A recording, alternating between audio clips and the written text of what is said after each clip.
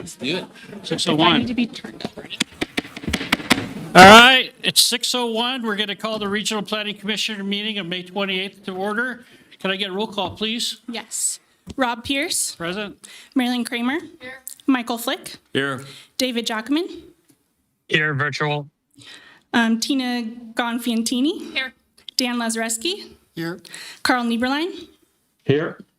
Shelley Reed, Jacob Williams. Here. All right, we're all set. All right, thank you. Will you all please join us in saluting the flag? Of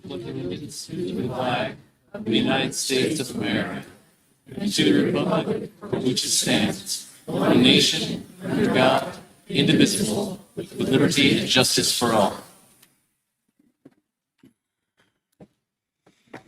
All right. The approval of the agenda, that we're not having any changes in it. Mr. Chair, I move to approve the agenda as written. Second. All right, we have a motion and a second. All those in favor, say aye. Aye. Aye. Any opposed, say nay. All right. Public comment, do we have any general public comment? Yes, we have 4. The first one will be Thomas Daly, followed by Cameron McSweeney.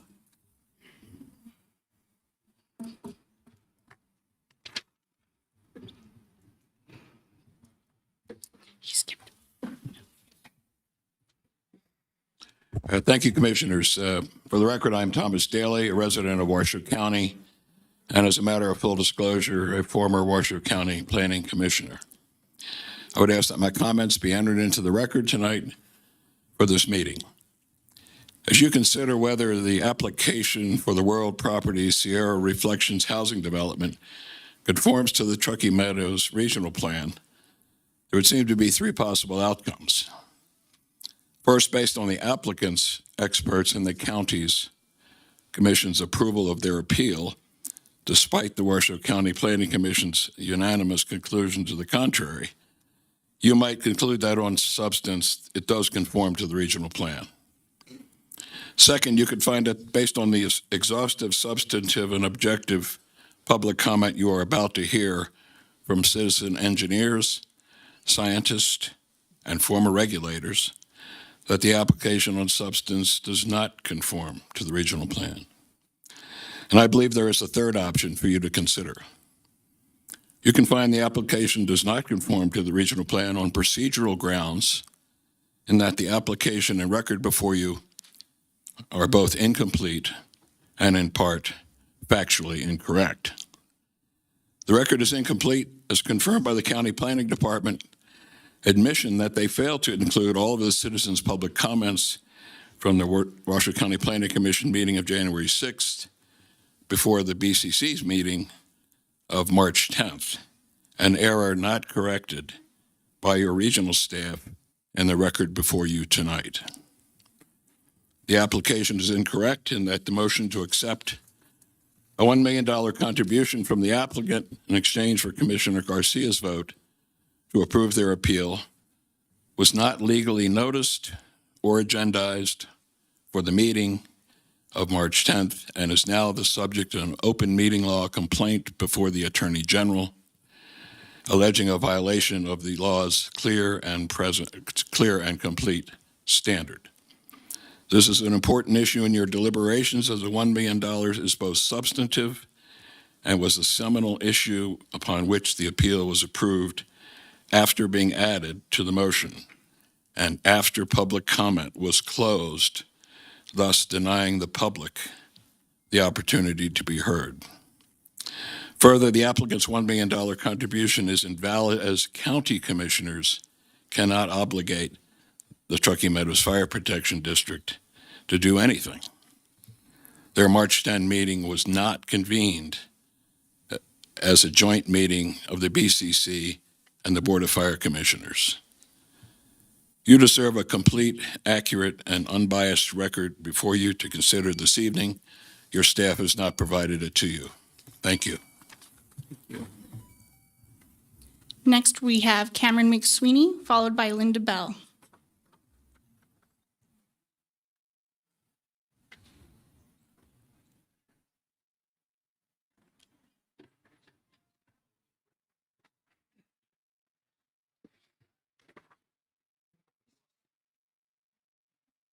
Good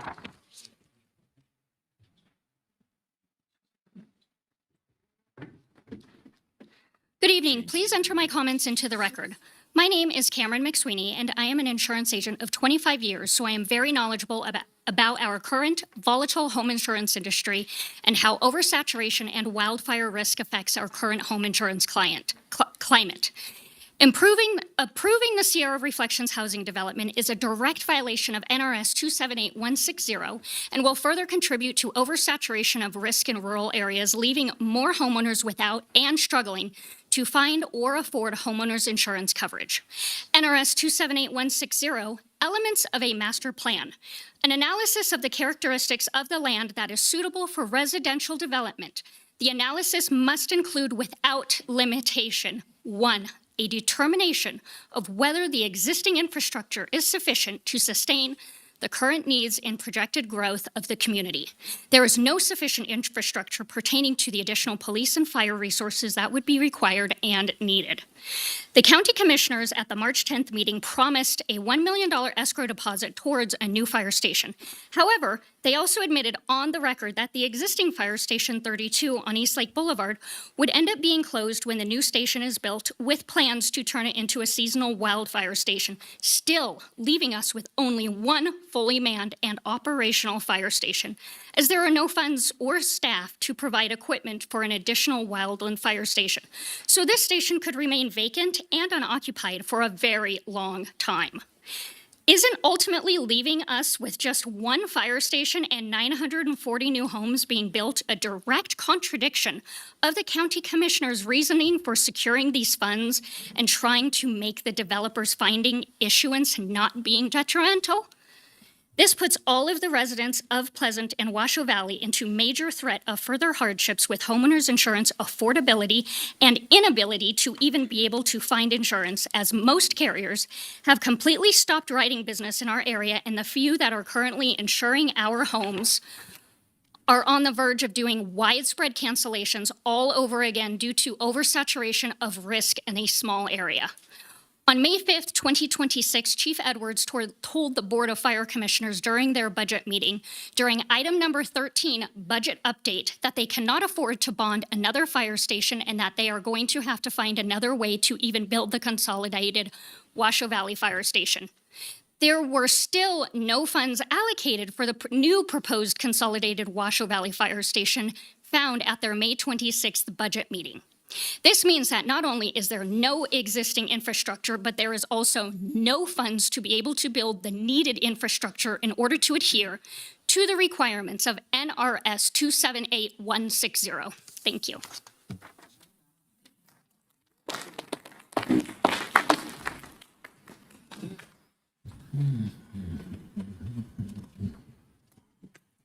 All right, next we have Linda Bell, followed by Larry Moulton.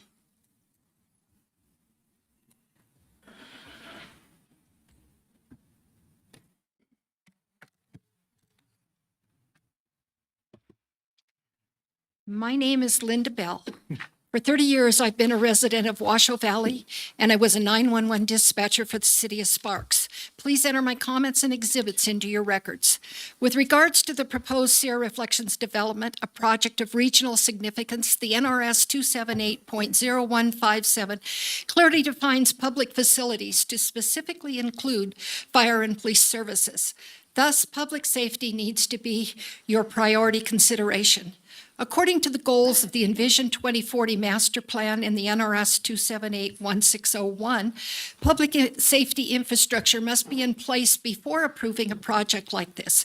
You are tasked with the responsibility to make responsible growth decisions to protect lives and property.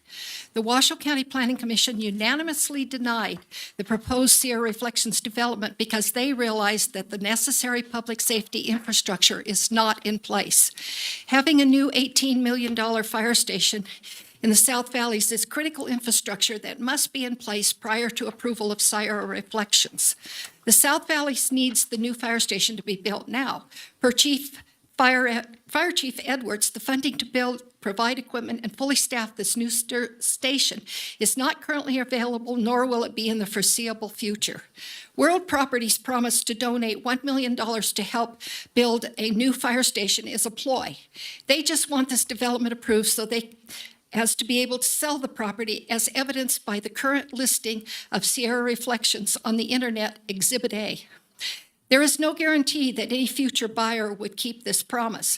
A normal developer's pro rata share for this development would be about $4.5 million, much more than the promised donation. World Properties isn't even current on their property taxes, so why would we believe that they would keep this promise? The citizens of the South Valleys need increased public safety now.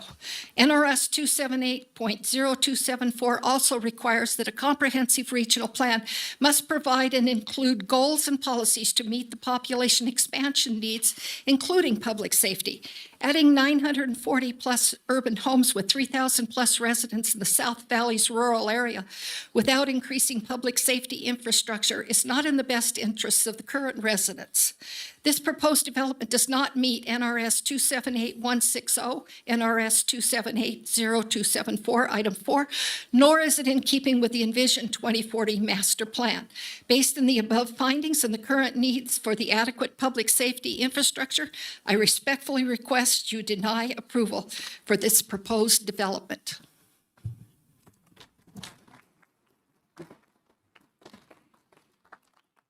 Next, we have Larry Moulton, and that's the last commenter for this item.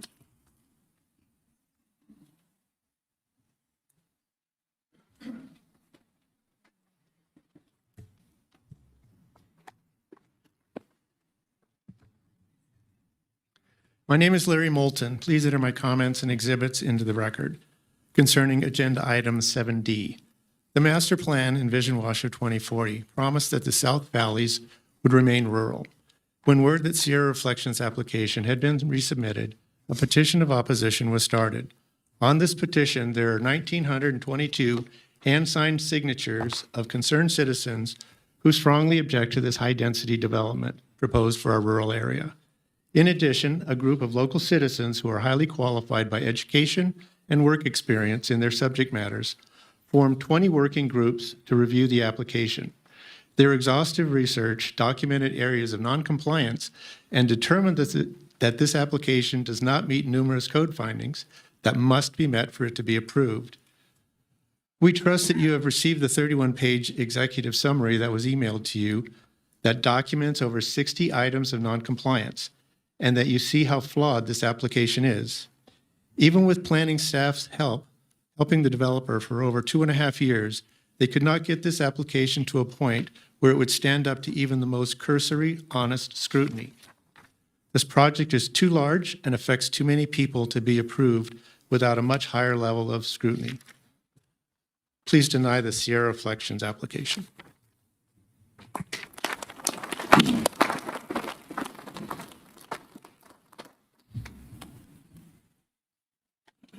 That it? Okay, we're going to close public comment and open up item number 5, approval of the minutes. Did everybody get a chance to take a look at it? Do we have any changes? If not, can I get a motion? Mr. Chair, I move to approve the minutes of the April 23rd, 2026 Regional Planning Commission meeting. With a second? Second. And we have a motion and a second. All those in favor say aye. Aye. Aye. Any opposed, say nay. Aye. All right. The motion passes. Moving on to item number 6, a consent item. This is determination to reopen a public hearing previously held by us on April 26 on Regional Plan Amendment RPA 26.003 to allow for additional public comment Mr. Chair, after noticing in 2 newspapers general circulation within the region and produced with the continued hearing, agenda item 7A. Mr. Chair, this is Jessica Prenti for the record. Traditionally, on the consent agenda, it's just approval of the agenda as a whole unless a member of this body wishes to pull an item and bring it into the business of the day. To everybody. So this is just a consent item. Do we have any public comment that somebody would like to submit on that? We have not received any. We have not received any. Okay. Then with that, then we need to go to B. No one wants Does anybody want to change their vote? Does anybody want to read? This would just be to approve the consent agenda. Right. This re-voting is here. So, Mr. Chair, we would be looking for a motion to approve the consent agenda. We get a motion to approve the consent agenda. Mr. Chair, I move to approve the consent agenda as published. I would second that. Okay, we have a motion and a second. All those in favor say aye. Aye. Aye. Okay, so then on this one. New business of the day, correct. Okay. All right, we're moving on to item number 7 now. This is going to be for the Regional Planning Commission for the regional land designation of Tier 1 to Tier 2 to Tier 1 land, sorry. You want to read this? I'm happy to do that, Mr. Chair. This is Jeremy Smith, Director of Regional Planning for the record. This is a public hearing continued from the April 23rd, 2026 RPC meeting for a regional plan amendment. That's RPA 26-003. Possible adoption of Regional Planning Commission Resolution 2603, providing a recommendation to the Regional Planning Governing Board regarding an amendment to the regional land designation for a 12.5 acre portion of the subject parcel from Tier 2 to Tier 1 land. The 12.5 acre site is within the northern portion of an overall 84.61 acre parcel located south of South McCarran Boulevard at the terminus of Golf Club Drive. Yes, okay, so what has happened here, and I just would like to kind of make a statement about this, is that we learned following the hearing that our notice to the Sparks Tribune was not posted. And so just as we welcome all of your faces here today and this concept of making sure that the public has their due notice and ample opportunity to participate in these meetings, you know, we uncovered this issue that occurred. We're legally obligated to publish our notice in 2 newspapers of general circulation in the region. It was published in the RGJ, but not in the Sparks Tribune, even though we did send that notice for publication. And so what we're trying to do today is make sure that we have a valid record, correct that, reopen the public hearing so that anyone that was not afforded the opportunity to see that notice in the Sparks Tribune now has been afforded that. And they have the opportunity today to provide public comment on the case. I'm going to run through the very general overview of what we did on April 23rd. And this is all part of the record on our website. So it's a proposed regional land designation change. That constitutes a regional plan amendment because the regional land designation map is map 2 of the regional plan. So to change it, we have to amend the plan. That actually requires a vote by the Regional Planning Governing Board, the body of elected officials that serve for this entity. This vote today would be potentially to affirm or reconsider the past action on April 23rd to recommend to the governing board that they make this vote. So the final decision would be coming at a subsequent meeting. But again, we want to make sure that the record is sound and that we've followed our noticing requirements. The Regional Planning Commission approved the associated Reno Master Plan amendment that goes along with this tier change. That is contingent upon the final action of the Regional Planning Governing Board to amend the regional plan. The City Council had approved and sponsored this amendment back on January 28th of this year.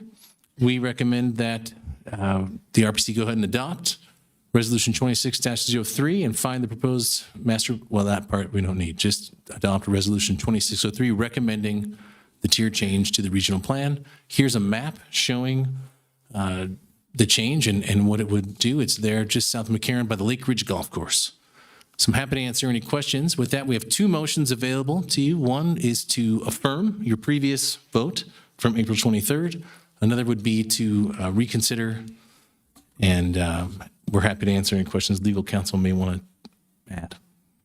Thank you, Jessica Prenti, for the record. I just want to make sure that everyone was clear. This is not an open meeting law issue. The agenda was properly noticed.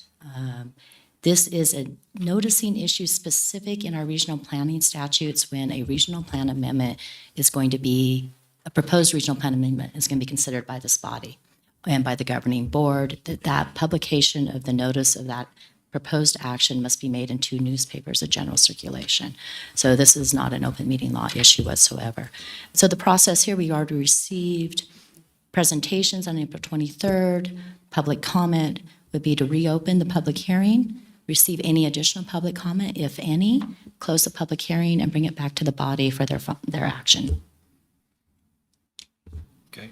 It's already open, so, So you could open the public hearing, I guess. yeah. So let's open the public hearing on this. Do we have any public comment? We do not. Does anybody, are you guys good with reaffirming your vote? Or do you want to? Make a motion. Go ahead. The decision made on April 23rd, 2026, adopting RPC Resolution 26-03, recommending. They can speak up. You got to use the mic. Never She had just that wasn't using problem before. It's on. You just got to use it. Okay, I'll just speak louder. Here you go. I move to affirm the decision made on April 23rd, 2026, adopting the RPC Resolution 26-03, recommending to the RPGB that it adopt an amendment to the 2024 Truckee Meadows Regional Plan based on the findings listed in the staff report. Commissioner Constantini, I second. Okay, we have a motion and a second. All those in favor say aye. Aye. Any opposed, say nay. Okay, that motion passes. Now we're moving on to 7B, to reopen this one. Yes, thank you, Mr. Chair. This is Jeremy Smith again. So, same problem, different item. This one was for a recommendation of a regional plan amendment to establish a regional utility corridor and site for the area of Lazy Five in the city of Sparks. This also happened on April 23rd and, associated with that same Sparks Tribune noticing issue. So we've renoticed everything. This is for again, this is on map 3 of the regional plan is our regional utility corridor and site map. In order to establish a new corridor and new sites, it requires a regional plan amendment. So again, this is a recommendation by this body to ask the Regional Planning Governing Board to vote on making that change to the regional plan. Over this 56-acre site where this is going to occur, there are, as you can kind of see on the map up there at the top, a couple of new utility lines being added and one no utility site. We recommend that you go ahead and recommend to the Regional Planning Governing Board to adopt this change to the map and allow the establishment of this regional utility corridor. Here's the history. Sparks PC approved it back in January. March 9th, the City Council sponsored the regional plan amendment. This is part of the Lemon Valley Transmission Line project. It is in order to provide continued grid stability to our energy grid. And it does include a removal of a portion of an existing line. We don't remove those regional utility corridors from the plan until the infrastructure is actually moved. So for a while, we have double, then we assess, has the regional utility transmission line actually been moved to the new corridor? Then we go through and we do an amendment, an annual housekeeping amendment to identify, okay, this new or this now defunct regional utility corridor can be removed. So just that's the process there. But what we're doing now is establishing the new corridor, and really any transmission line of 60 kV or greater needs to be in a regional utility corridor. So similar to the last one, we have 2 motions. There's a motion to affirm the previous April 23rd decision or a reconsideration motion. Happy to answer any questions. We'll need to open the public hearing again for any potential public comment. Okay, do we have any public comment on this matter? We do not. Okay, close public comment. Chair Pierce, I have to recuse on this as I did on the previous hearing, as I am employed by NV Energy. Okay, all right. Do we have any discussion among the members? Somebody want to make a motion? Mr. Go Mr. ahead. Chair, I'll make a motion. I move to affirm the decision made on April 23rd, 2026, adopting RPC Resolution 26-04, recommending to the RPGB that it adopt an amendment to the 2024 Truckee Meadows Regional Plan based on the findings listed in the staff report. And I'll second that. We have a motion and a second. All those in favor say aye. Aye. Any opposed, say nay. Okay, motion passes. All right, moving on to item number C, legal training, right? Thank you, Mr. Chair. Jessica Prunty for the record. I'll wait for staff to get my presentation up. This is a training item for the Regional Planning Commission. As you know, there's a course of training required for the Regional Planning Commission. And it was suggested that maybe a legal overview of regional planning would be appropriate as a training segment, particularly because we have some new members on the commission. So this is regional planning from a legal perspective. May I have a clicker, please? There you go. Thank you. Okay. Let's start at the very beginning. I think it would be helpful to say, why are we even here? Why does regional planning exist in Washoe County? Prior to 1989, there was regional planning on a more informal level, not governed by any particular state statute and an actual regional planning commission. However, there was local jurisdictional conflict amongst the cities and the county, and the Regional Planning Commission was disbanded.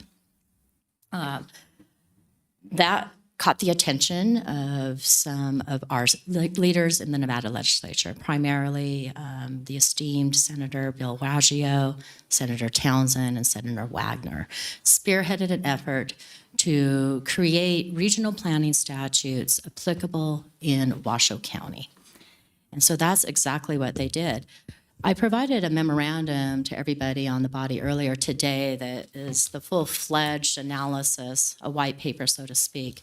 And within that, there's a floor speech from Senator Waggio that I quoted verbatim, and I would encourage you to read because I think it's quite profound and still applicable to modern day. The legislature was very concerned with the disbanding of the Regional Planning Commission, and then the jurisdictions just went off in different directions in their planning efforts.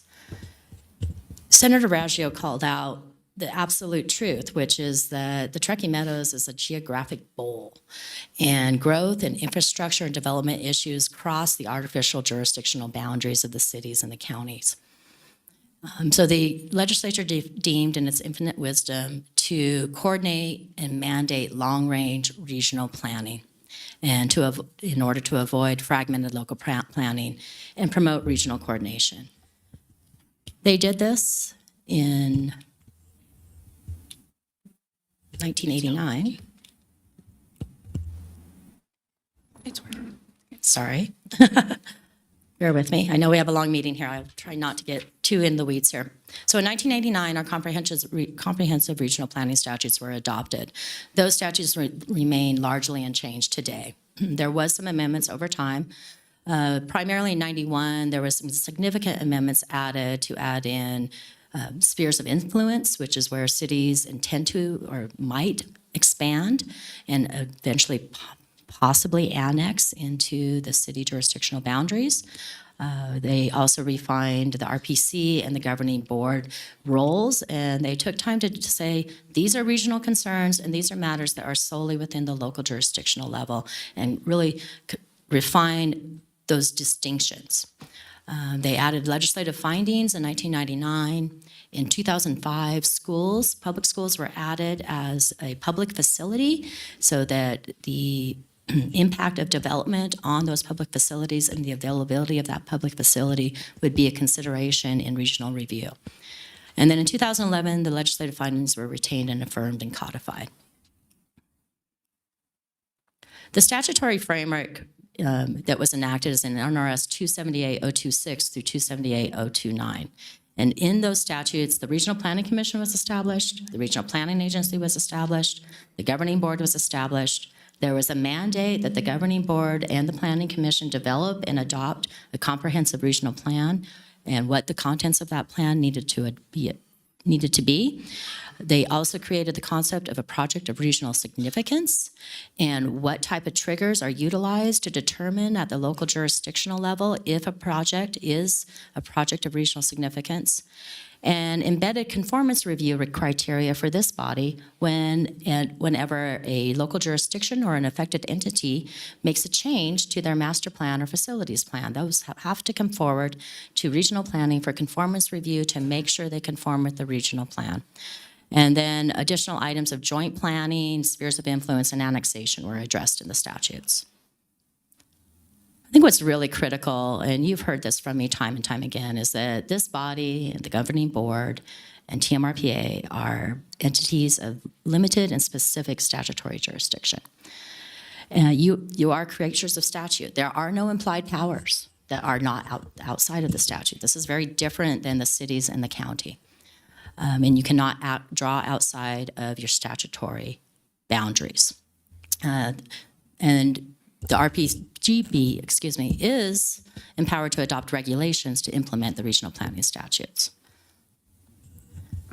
And so when I say that we are limited statutory jurisdiction, this body and the governing board are not here to hear appeals of local jurisdictional planning decisions. We're here to determine if local jurisdiction planning proposals and affected entity plans conform with the regional plan. And so that's an important distinction.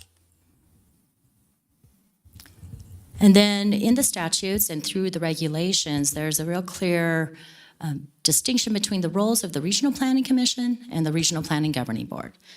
The Regional Planning Commission is the technical and advisory planning body.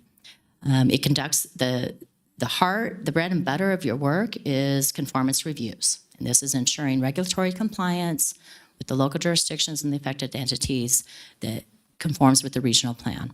You also make recommendations to the regional planning governing body on whether to adopt a regional plan amendment and the contents and development of the regional plan and updates. And you also serve as the annexation committee, which you probably haven't even heard of that, and who knows the next time you will. The governing board, on the other hand, is our regional policy-making body, and they are the one that ultimately adopts the regional plan and any amendments thereto. They're also the final appellate review body of all actions of the Regional Planning Commission, and they're the only entity under our statutes that can be sued or can sue. And they also are authorized to adopt programs of training for the Regional Planning Commission. The statutes as to the regional plan mandate that it has to be developed by the Regional Planning Commission with a 20-year development horizon and growth framework. The plan has to consist of written text, maps, goals, and policies, and the contents must address these following subject areas: population growth, regional form, public facilities and services, natural resources, and regional coordination. In essence, the regional plan is the governing board and this body's implementation of their statutory mandate.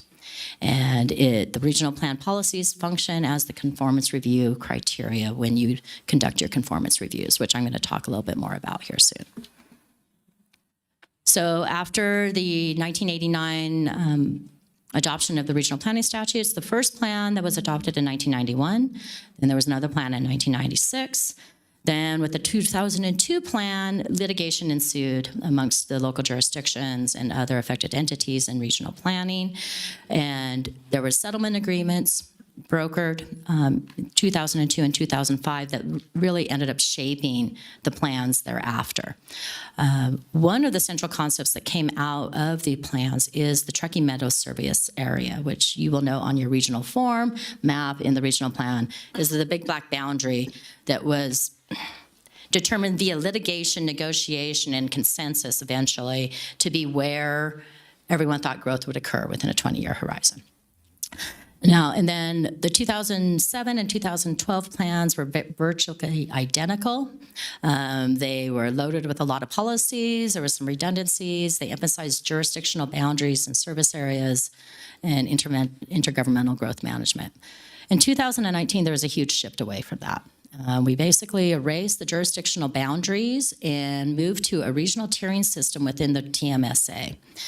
To guide density and growth patterns. The 2019 plan also simplified and reorganized the policies by reducing redundancy and consolidated the review standards. The 2024 plan, through that update, not a lot of changes to the 2019 plan, a couple policy additions, and then prominently the adoption of the NR plan and the public infrastructure plan, which are tools and data warehousing centers that can help inform decision-making and guide local jurisdictions, affected entities, and regional planning in their consideration of items that come before them. Okay. So the regional plan, when I look at the regional plan, I see it divided into basically 4 types of policies. We have implementation directives to local governments and affected entities. What this means is there's many policies in the plan where the plan says local governments, affected entities, you must address this subject area in your local plan or in your facilities plan. Regional planning doesn't really care how it goes about addressing those, and it's not our job to see how those are implemented, just to make sure that they have to address them, and then they bring that master plan or affected entity plan back up for regional conformance review. Then we have your conformance review standards, and there are certain policies in the white paper I provided and earlier communications kind of detail some actual specific plan policies that are utilized by this commission in conducting your actual conformance review of a master plan amendment or an affected entity facilities plan or a project of regional significance. And then there's policies around the regional plan framework itself and how you go about amending certain areas of the plan. And then there's additional policies that are utilized by the agency in our process tools. And as I mentioned earlier, the bread and butter of this body's work is conformance reviews. So specifically as to master plan and facilities plan conformance reviews, under the statutes and regulations, local governments and affected entities must submit their amendments to the RPC for conformance review before final adoption. The RPC determines whether the proposal conforms with the regional plan. The statute is very specific that the review standard is to determine whether or not it's in conflict with the regional plan and whether it promotes the goals and policies of the regional plan. And the statute specifically requires that if the RPC determines that any part of a proposed master plan amendment or facility plan amendment is not in conformance, it must specify the parts that don't conform and why. And then, of course, your determination is appealable to the Regional Planning Governing Board. And just going back real quick, again, you'll see nothing in the statute, nothing in the regulations authorizes this body to essentially act as a reviewing body of whether or not the local jurisdiction, the affected entity is right in the first place to even adopt this amendment under their rules and their master plan or affected entity plan. The entire purpose is a regional perspective and whether or not the proposal conforms with our regional plan. And that's the same for project of regional significance conformance review. PRSs are defined by statute and in the Regional Planning Commission's guidelines. The Regional Planning Commission is empowered by the Nevada legislature to adopt guidelines to determine what types of projects are or are not projects of regional significance. These guidelines are what are utilized by the local jurisdictions when they are reviewing proposals that come to them to say, oh, this is going to be a project of regional significance. Most of them are triggers based on, housing units, employment, students, things of that nature. And then once a local jurisdiction sends that up to regional planning, then regional planning has to determine whether it conforms with the plan. What I find interesting about the project of regional significance statute is it's a bit different than the master plan and affected entity statute. It specifically states that your review is limited to the substance and content of the adopted regional plan, and that you cannot consider the merits of the project or the deficiencies except as necessary to determine whether or not it conforms with the regional plan. And that's an express statutory directive, which is somewhat unique in your regional planning statutes. So again, you're not reviewing whether or not the city of Reno got it right when they approved Stonegate. You're not reviewing whether they did it right. You are making sure that that project conforms with the regional plan. And if it doesn't, you need to say why. And then, of course, your determination of whether or not a PRS conforms or not is appealable to the Regional Planning Governing Board. And then lastly, I'm just going to skip over this. I already mentioned that there's statutes that talk about joint planning. We don't have any joint planning areas currently. Joint planning is a creature of statute where you designate a joint planning area in the regional plan, and that is incumbent upon the two local jurisdictions to then have joint meetings of their planning commissions and develop a plan over that area that then, of course, has to conform with the regional plan. There's also spheres of influence in our regional plan and in the statutes, which is where cities anticipate growing into. And in fact, the TMSA boundaries and the city spheres of influence, how far they were going to expand, was really the subject of the litigation in 2002 and 2005. And agreements were brokered to allow Washoe County to have more development than the cities initially wanted. The cities wanted to expand, City of Reno in particular, wanted to expand its sphere of influence, way south to the very end of the TMSA boundary. But there was an agreement that was brokered to leave that within unincorporated Washoe County. And that brings me to this, the key takeaways. Your role is statutory, technical, and advisory. RPGB is the policymaking and appellate body. The regional plan is your operative document. And your conformance reviews are guided by the statute, regulations, and the plan. And you must remain within your statutory review standards. I'm available for any questions, but I know we have a lengthy item ahead. And I'm also always available outside of this meeting for any questions. Thanks. Does anybody have any questions? Okay. Thank you, Jessica. If I may, this is Jeremy Smith, the record. I just want to add that this item, Jessica's presentation, plus reading the memorandum that she's provided for new members that require the 12 hours of training, if you do those two things, you should satisfy 1 hour. And of course, we're happy to answer any questions that might come up during that. So thank you. You can expect in subsequent meetings more training items. Wonderful. Great, thank you. My mic on? Yeah, I guess it is. Okay. All right, we're going to close the training. We're going to move on to item number D for possible action. Would you like to introduce that for us? Yes, sir, I will. Jeremy Smith for the record again. This is item 7D. It's public hearing. Regional Plan Conformance Review, Washoe County Project of Regional Significance, Sierra Reflections. That's CR 25-026. A proposal for a common open space tentative subdivision map for a 940-lot common open space development with lots ranging in size from 2,876 square feet to 68,008 square feet. This project meets the standard for a project of regional significance because it contains housing of more than 625 units, sewage use greater than 187,500 gallons per day, water usage greater than 625 acre-feet per year, and traffic counts greater than an average of 6,250 trips daily. Yeah, absolutely. The case planner that we worked together on this was Nate Kusha. He is available online for questions, but I'm going to take us, he's actually on vacation in Idaho, so I'm going to take us through this presentation. Before we start the presentation, I just want to add that we're going to give a TMRPA staff presentation.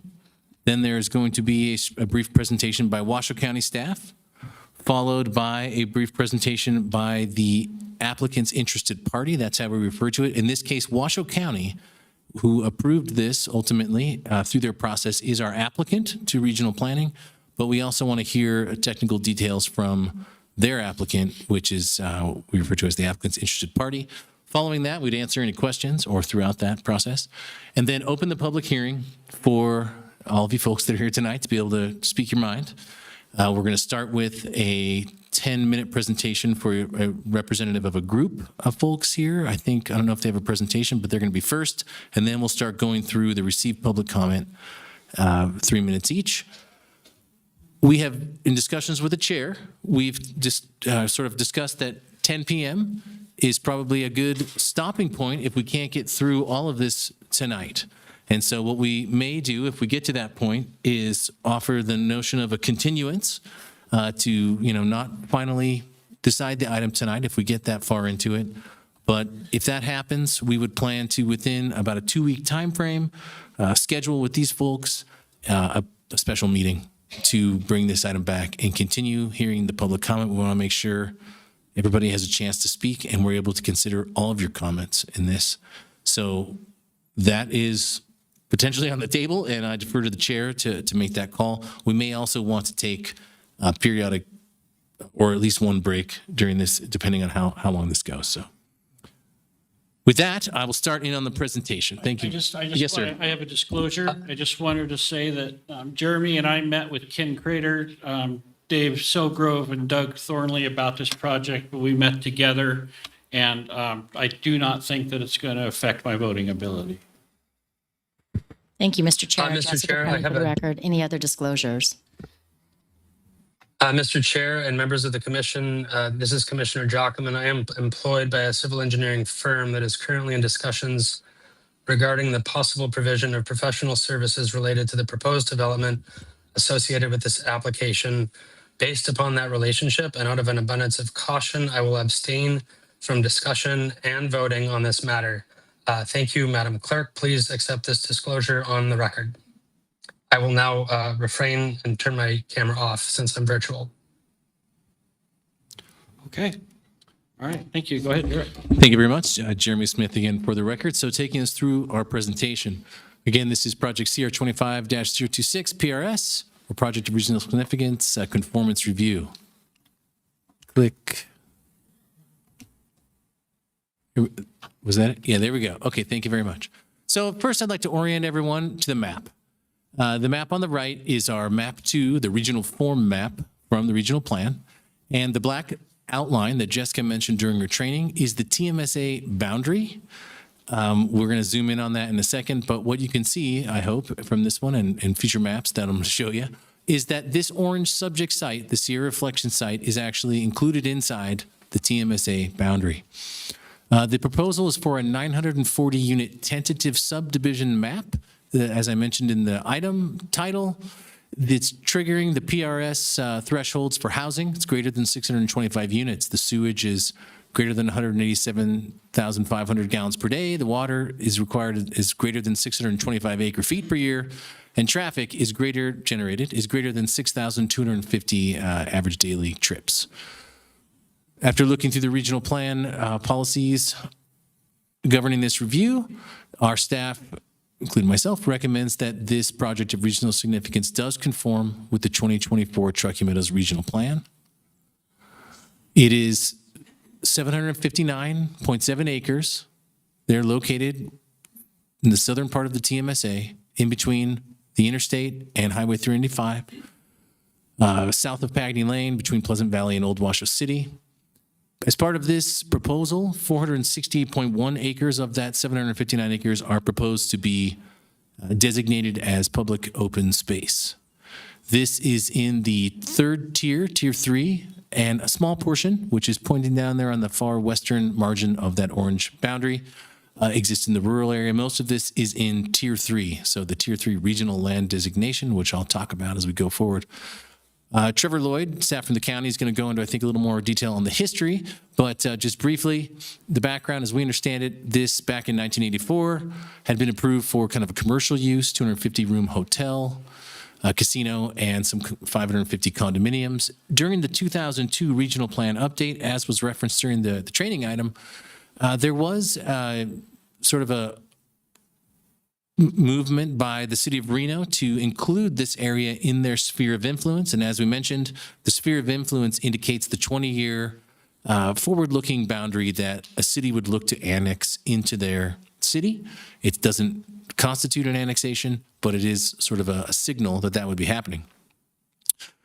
There were negotiations that occurred during that plan update, and it was ultimately decided that if Washoe County, to sort of limit that expansion of the city of Reno to the south, that Washoe County would, maintain the site within their unincorporated jurisdiction and zone it for residential use.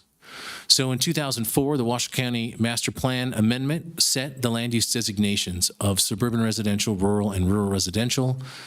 Through the negotiation, I think that the math pencils out to just over 1,000 potential units, somewhere on there maybe in 1,100. But through the negotiation, that was further limited, I think, by the Regional Planning Governing Board down to 995 maximum units on this 700-plus acre site. As we are seeing today, 20 years later, back in 2006, because this triggered the thresholds of 625 units or more, plus some of the others, it was reviewed against then the existing regional plan as a PRS, and it was approved at that time as a PRS. I think you need to save it for the public comment. Absolutely not. The review criteria for a project of regional significance is these 5 items, which are in Chapter 3 of the regional plan. I'm going to go through each one of them as it relates to this project of regional significance that we have received submitted to us. So there you can see, again, the subject site zoomed in a bit with an aerial. You can see the portion below the black line is the portion in the rural area. Everything above is in Tier 3. We're going to talk about population growth. So the master plan, as I mentioned, for Washoe County, which has been found in conformance with the 2024 regional plan, has had these rural and suburban residential uses in it since 2004. Previously, a tentative map did exist on the site until I think 2023 when it expired.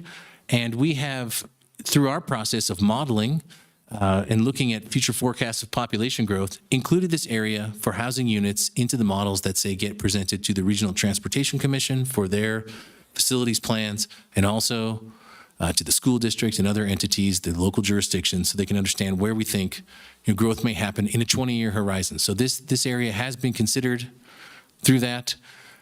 We also acknowledged per some of our population growth policies that the common open space development preserves open space and allows for clustering some smaller lots and units, which promotes housing choice in the region, which is an important step towards achieving more attainable housing for residents.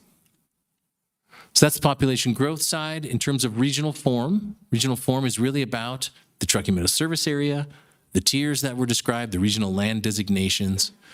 What we can see there is that the max, we said this in 2019, we wanted to provide guidance in the regional plan so that for areas especially that currently are sagebrush, that haven't had active master planning, that there is a robust process that's criteria-based so that if folks want to change, say, from like a very rural or general rural master plan land use designation to something more dense, like this had happened back in 2004, that there would be a stronger process to do that, and you would have to go all the way to the Regional Planning Governing Board to do a regional plan amendment.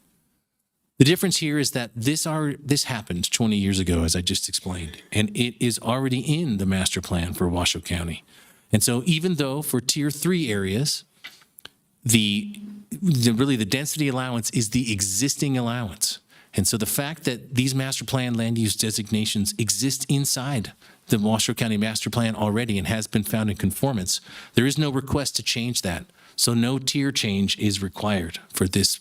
We're just looking at the project of regional significance aspect because it triggers those thresholds in state law. This tentative map proposes 940 units on that about 291.6 acres of the 700 plus acre site. 468 acres will be remaining as common, publicly accessible open space. Again, the proposal does not seek to change the master plan. And so the allowance that's currently in the Washoe County master plan, which has been found in conformance with the regional plan, the allowance for this number of units is already in there. In terms of public facilities and services, we made some what we think are improvements in the 2019 regional plan regarding the public facilities and services standards region-wide as identified in our statutes 278-0274. It's called the contents of the regional plan. And it really talks about 5 facility and service domains that the regional plan statutes are enabled for us to opine on. And prior to that, we had less rigorous rules in terms of what are we evaluating at the time of this decision point when it comes to facilities and services. So we added this region-wide standards table so that at the time of the decision, we would be able to assess how is the infrastructure and services going to be provided. Those 5 areas are potable water, wastewater, storm and flood control, schools, and transportation. So those are the areas that the regional plan statute enables us to weigh in on, and we have tried to strengthen that through this standards table.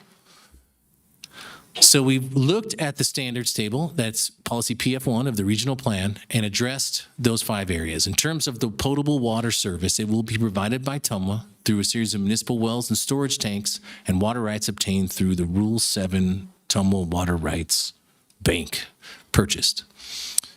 In terms of sewer service, there is going to be a couple lift stations that are going to be provided through by the developer. And the standard for both of these are the standard in this case for potable water is either available and adequate, provided by the developer, or planned for within an official plan in a 10-year time frame, and that goes for sewer as well. So with sewer service, the developer is being required to, I believe, add 2 lift stations and an extension of 3.5 miles of sewer line down to connect to a Pleasant Valley Interceptor Reach 4, which is under construction, which I believe also will serve properties in St. James Village. So the sewer thing is, sewer aspect meets the standard per PF1. In terms of traffic, the traffic study indicates around 8,900 trips daily. That's above the 6250 that is required for the PRS threshold. Every lot that's built in here will have to pay a regional road impact fee, which helps to fund the transportation improvements necessary to meet the impacts of this increased traffic. There's going to be 2 roundabouts constructed for access onto Highway 395, as we understand it.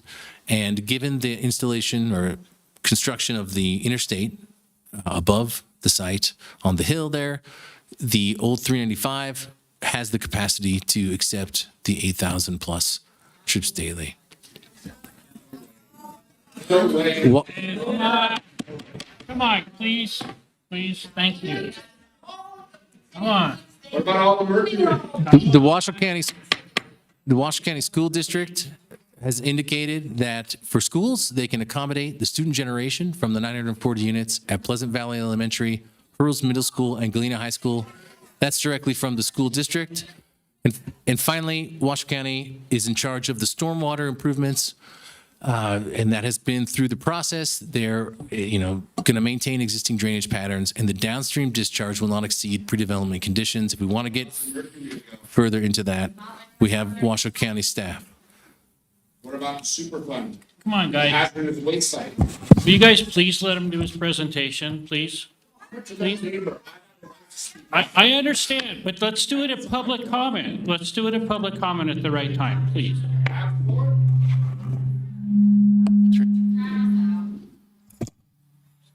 Gonna give you a chance. For natural resources, got a few things to say about that. Any slope greater than 30% is prohibited for development, and those areas on the site are going to be preserved as open space.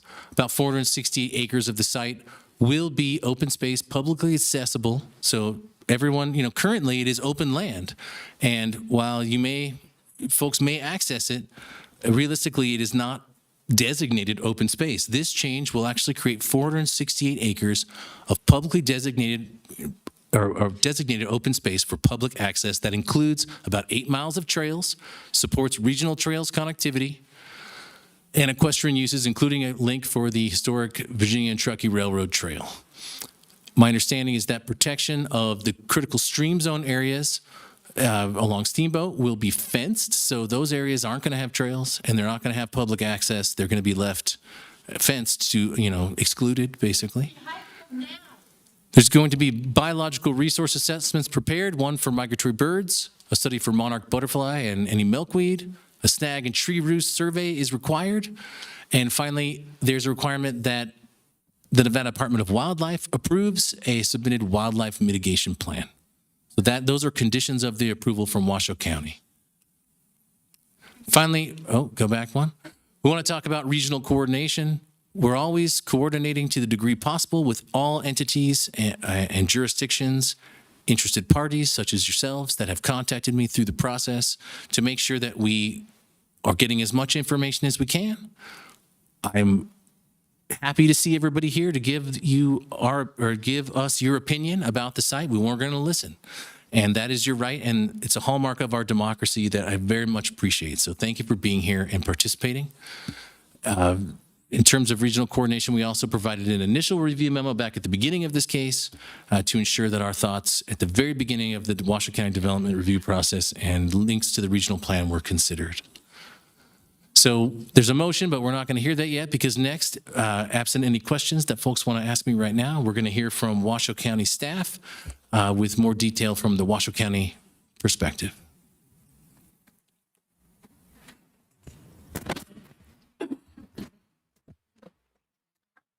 Thank you, Mr. Chair, Jeremy, members of this commission. I'm Trevor Lloyd. I'm the planning manager with Washoe County Planning and Building.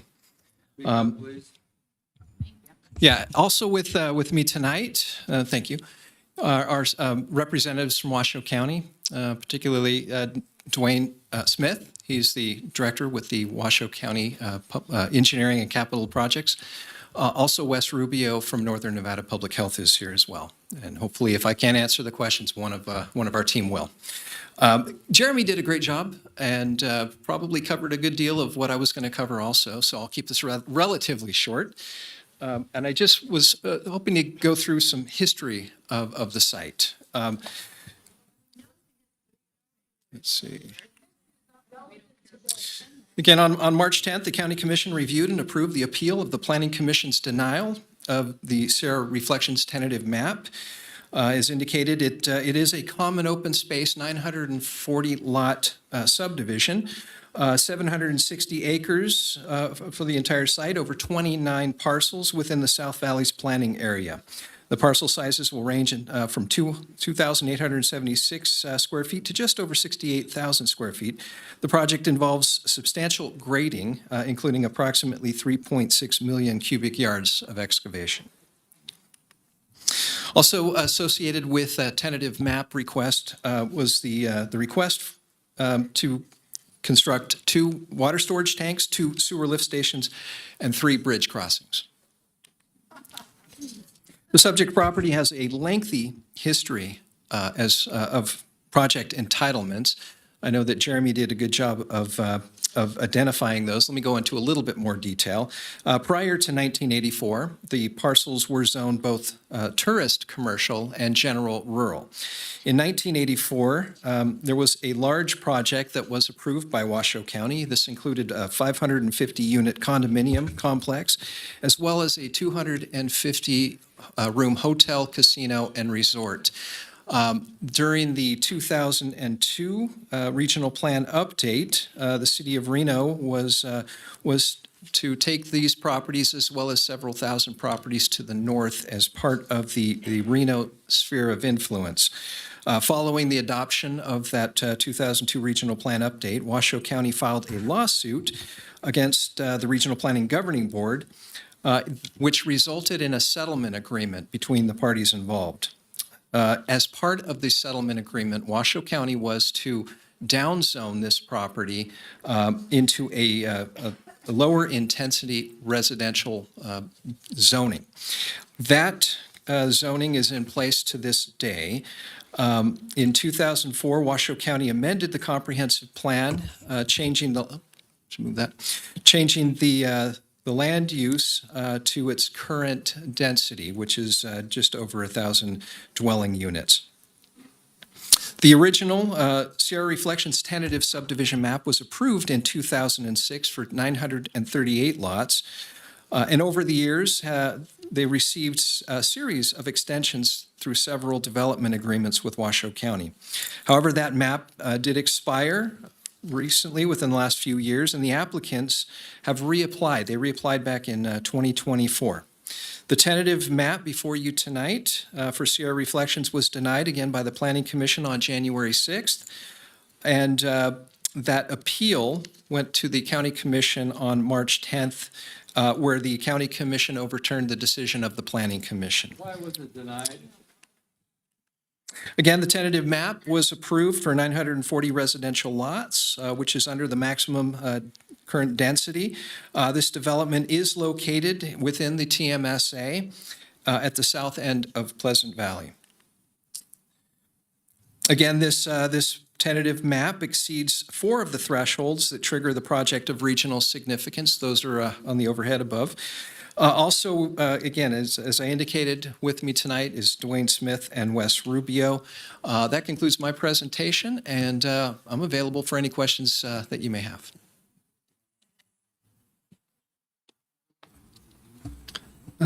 Yeah, I do have questions for county staff.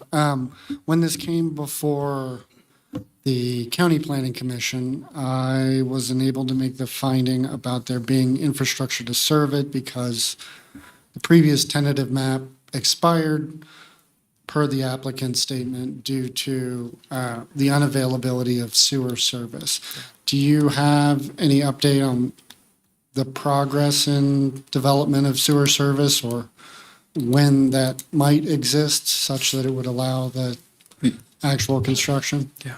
We do know that a force main is in the works, and it will be constructed prior to the adoption of this map. But let me, I'm sorry, prior to final map adoption. But Dwayne Smith is here to answer those questions.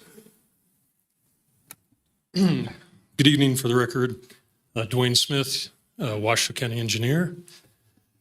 The sewer service for this project, like all, is the responsibility of the developer. So they will be responsible to build that infrastructure that will then connect to Washoe County infrastructure. That infrastructure that they will connect to is in construction right now. It's important to understand, though, that with the timing of that project, that there may be a point at which the infrastructure is not yet available.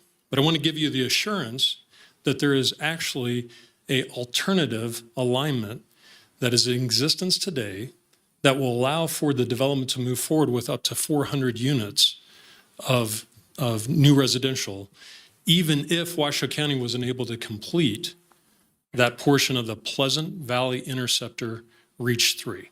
So let me restate that again.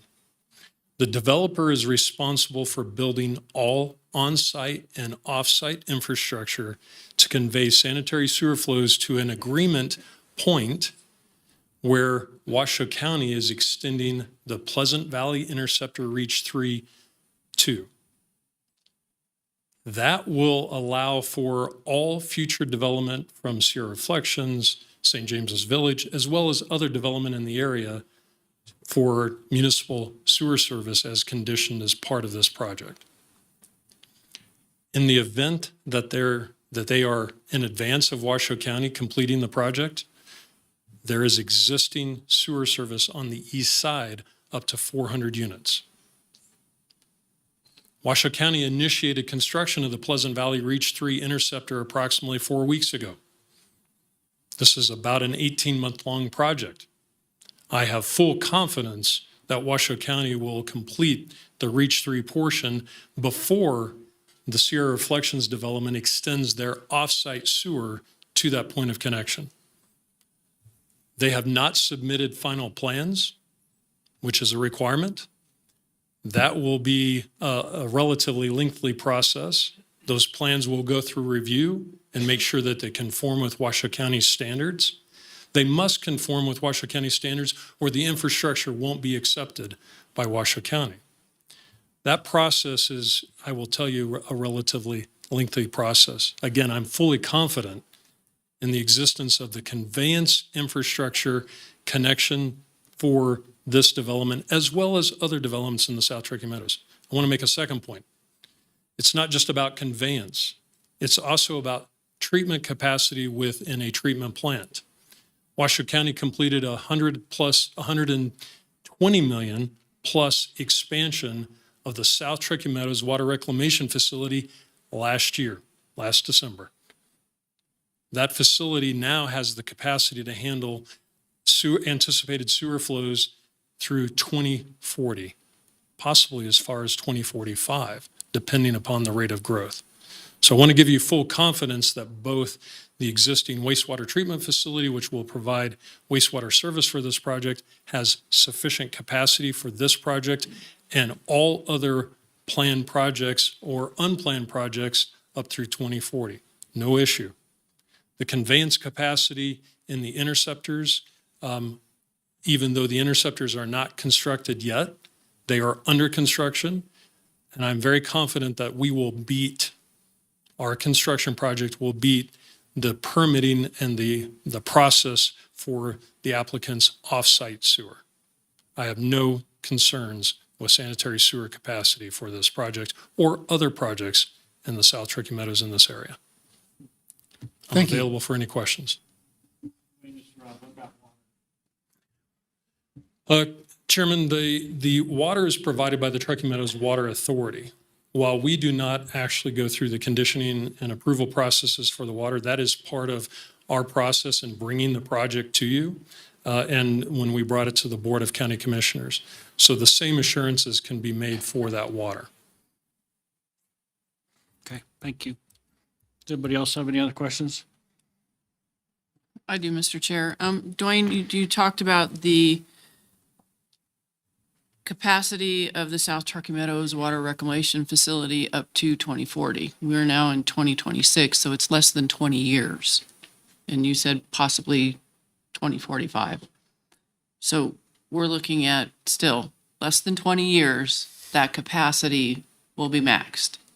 In your capital improvement plan for Washoe County, is that South Truckee Meadows Water Reclamation Facility scheduled for an upgrade, an expansion within that period of time, or do you plan to build another one down in the South Truckee Meadows? Through the chair to the commissioner, that's an excellent question, because there's a lot of concern in the community when projects come forward and there may not be existing capacity at that moment in time. But let me give you a couple of quick points. First of all, we're governed by the Nevada Department of Environmental Protection for our operating and discharge permits. One of the requirements of our permits is that when we reach the 85% of our approved treatment flow, so if we have a facility that's flowing less than 85% of the approved flow, we're not doing anything except our job. When the flows hit 85% of our permitted flow, we are obligated under the permit to initiate the planning and design and ultimately the construction process to expand the facility.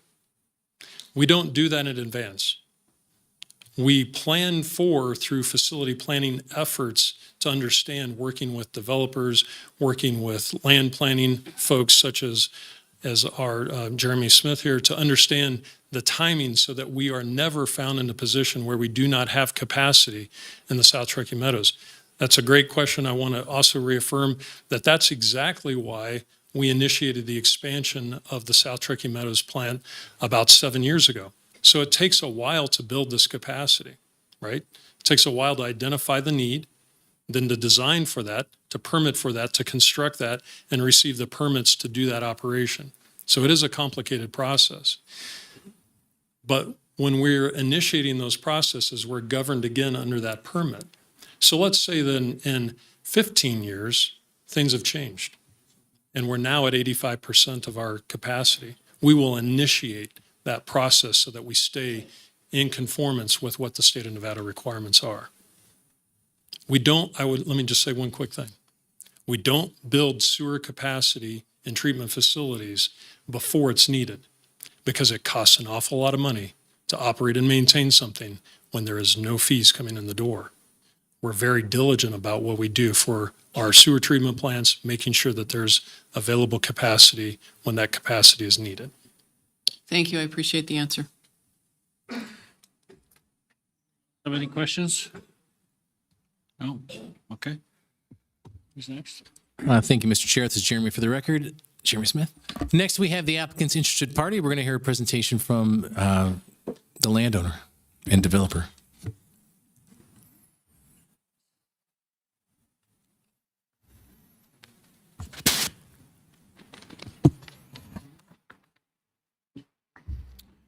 Well, I'll get started while the slide deck gets pulled up. Good evening, Chair Pierce, members of the commission. I'm Doug Thornley with Holland and Hart on behalf of the property owner. With me tonight is a team of incredible professionals, including the inimitable Dave Snellgrove, who you're going to hear from in a minute.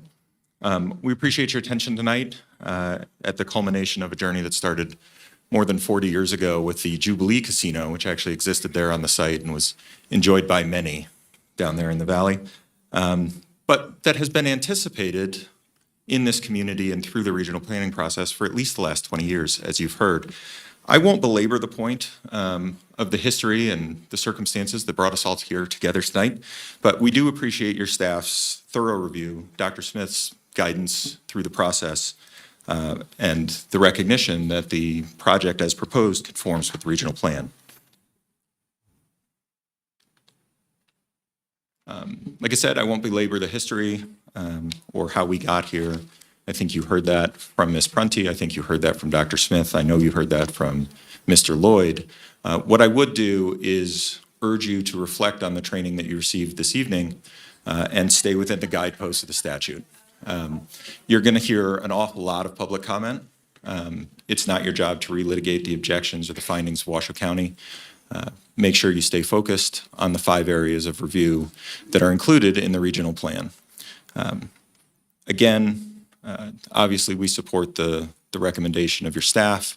We support the findings of Washoe County, and Dave's going to tell you why.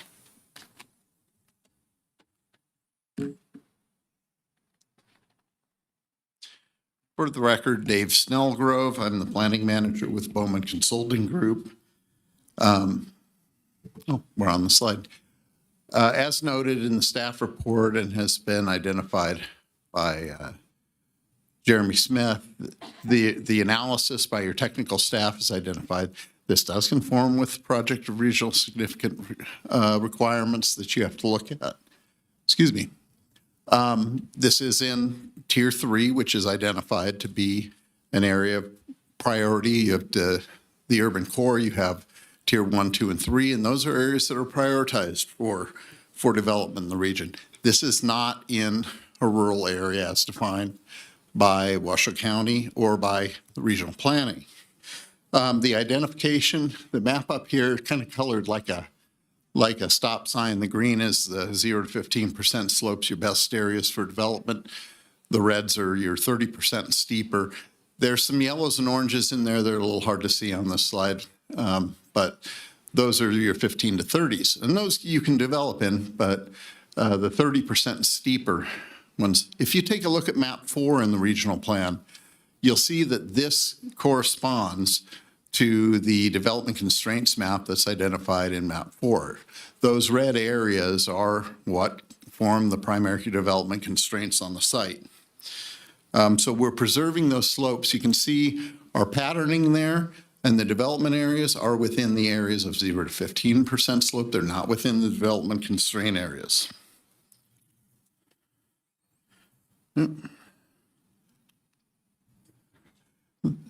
So one of the maps from the regional plan, which identifies the location of the property, the TMSA boundary, and identifies us being within Tier 3.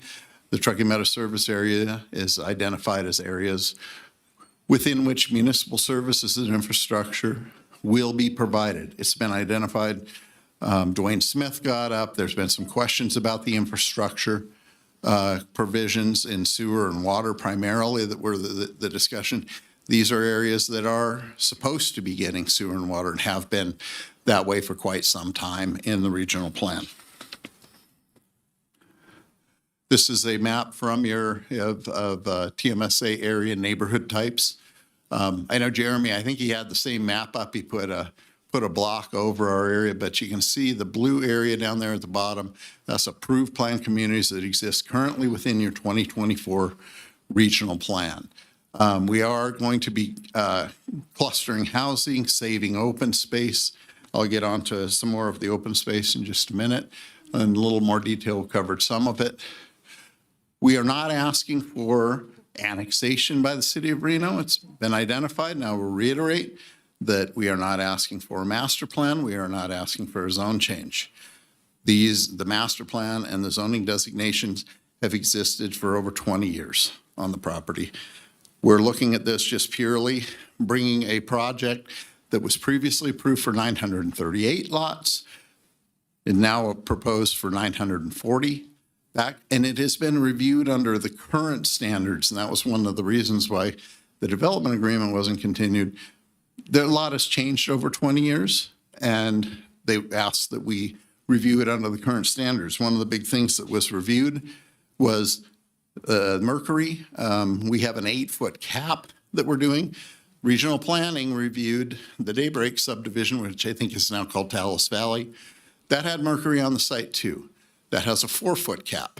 If you go to Dayton, Dayton typically is developing with a 2-foot cap. We have the deepest cap in this area on any type of site. The Dayton area is also within the Carson River or Carson Mercury Superfund site, just so you know. For natural resources, the 61.6 plus or minus acres of open space, this basically creates a regional park that'll be built by the developer, maintained by the homeowners association, and publicly accessible, inclusive of 3 parks, a multi-use path on the V&T Trail, which has historic significance to the area, and will provide for connectivity, and this is one of the things out of the regional plan, connecting to other trails in the area. And this is going up Browns Creek. We don't have a connection all the way down to the highway at the south end. Crossing that property would get you in connection to the state park area.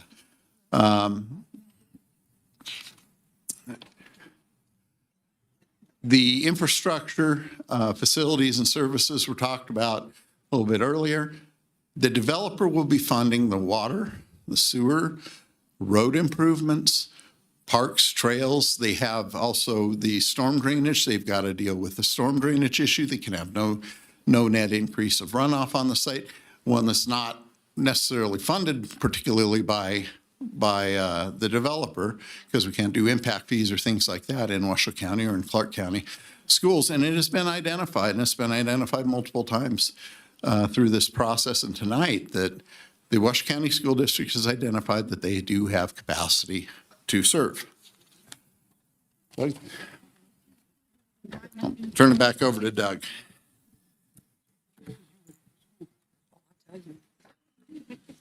So in closing, I'll take the opportunity one more time to remind the Commission of its statutorily prescribed scope of review. Every professional staff for every reviewing agency that's touched this project has concluded that the project meets the requisite standards in that particular forum. You are about to hear several hours of public comment, and while it is thoughtful and it is earnest, it's not evidence. What you need to do, what you should do, is you should give them the same attention that you've given the presenters before them. You should use those comments to inform your questions of your professional staff, of the professional staff of Washoe County, and of the design team that put the project together. You may also hear that pending litigation is an appropriate rationale to delay your decision this evening. It's not.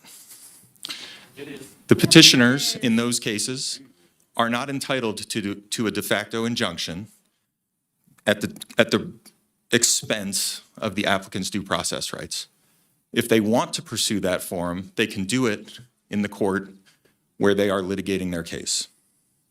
Again, give the commenters your attention. It will be a long evening. Use those comments to inform and direct your questions to the professional staffs that have reviewed this project. We'll look forward to your support at the end of the evening. Thank you. What's your name? What's your full name again? Check to the county. Doug what?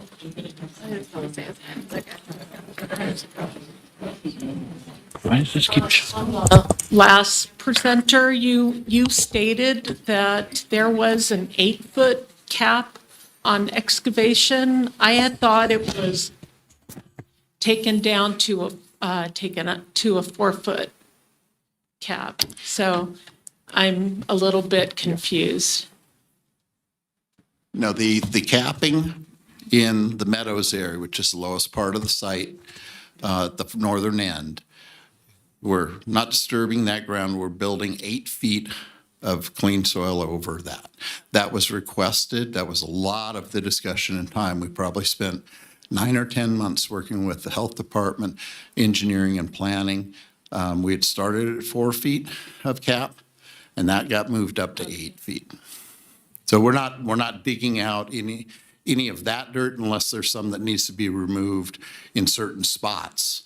But there will be an 8-foot cap in that area. Okay, thank you. Anybody else have any other questions?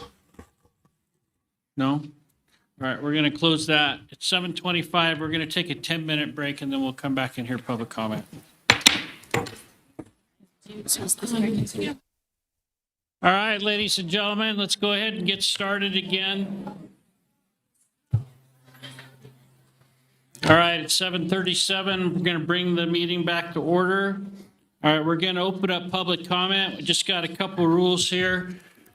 All right, well, I want to hear everything you guys have to say, but we need to be respectful, okay? If somebody in front of you has said something and you want to repeat that, just say, I feel just like they do. If you don't need to say it, don't say it, but we want to hear what you have to say. We're going to give you as much time as we can tonight because we respect each and every one of you. And so anyways, with that, we're going to open up public comment, but let's keep this place in order, okay? Please. Thank you. All right, first public comment. All right, our first commenter is Bill Peterson. And if I may, Mr. Chair, Bill Peterson's representing the Pleasant Steamboat Valleys Landowner Association. Thank you.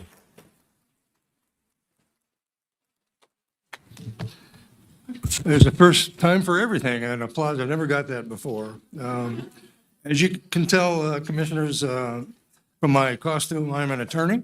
I'm an attorney with my partner here, Michaela Jones. We're from the law firm of Snell and Wilmer, and we represent the people, I should say, but some of the organizations involved in this as well. I appreciate very much the 10 minutes that you've given me. I may or may not take all of it, but in case that I do, I want to start out with something that I was going to put later in my presentation, but I want to put it up front to make sure that it gets said, because it has a lot to do with what I heard here tonight. And the first thing was this, and that is, with all due respect to my young colleague, and I think I'm old enough to call him my young colleague, he's just dead wrong when he says that the public comment is not evidence in this case. What would be the point of public comment if it was not evidence that the commissioners could consider in every public meeting? In fact, I have been the victim of a ruling by our Nevada Supreme Court on that very point. On that very point is when I was trying to build a 80-foot tower on behalf of the power company in the city of Henderson. We were confronted with a mass of people, just like you here are tonight, much against it. And I argued to the court that that was not evidence and should not be considered. And Justice Hardesty and the rest of the Supreme told me I'm dead wrong. Public comment is evidence. I think what my colleague was referring to basically is public comment, layman comment, is not enough to supplant scientific evidence. But otherwise, it is every bit evidence that you are required to consider.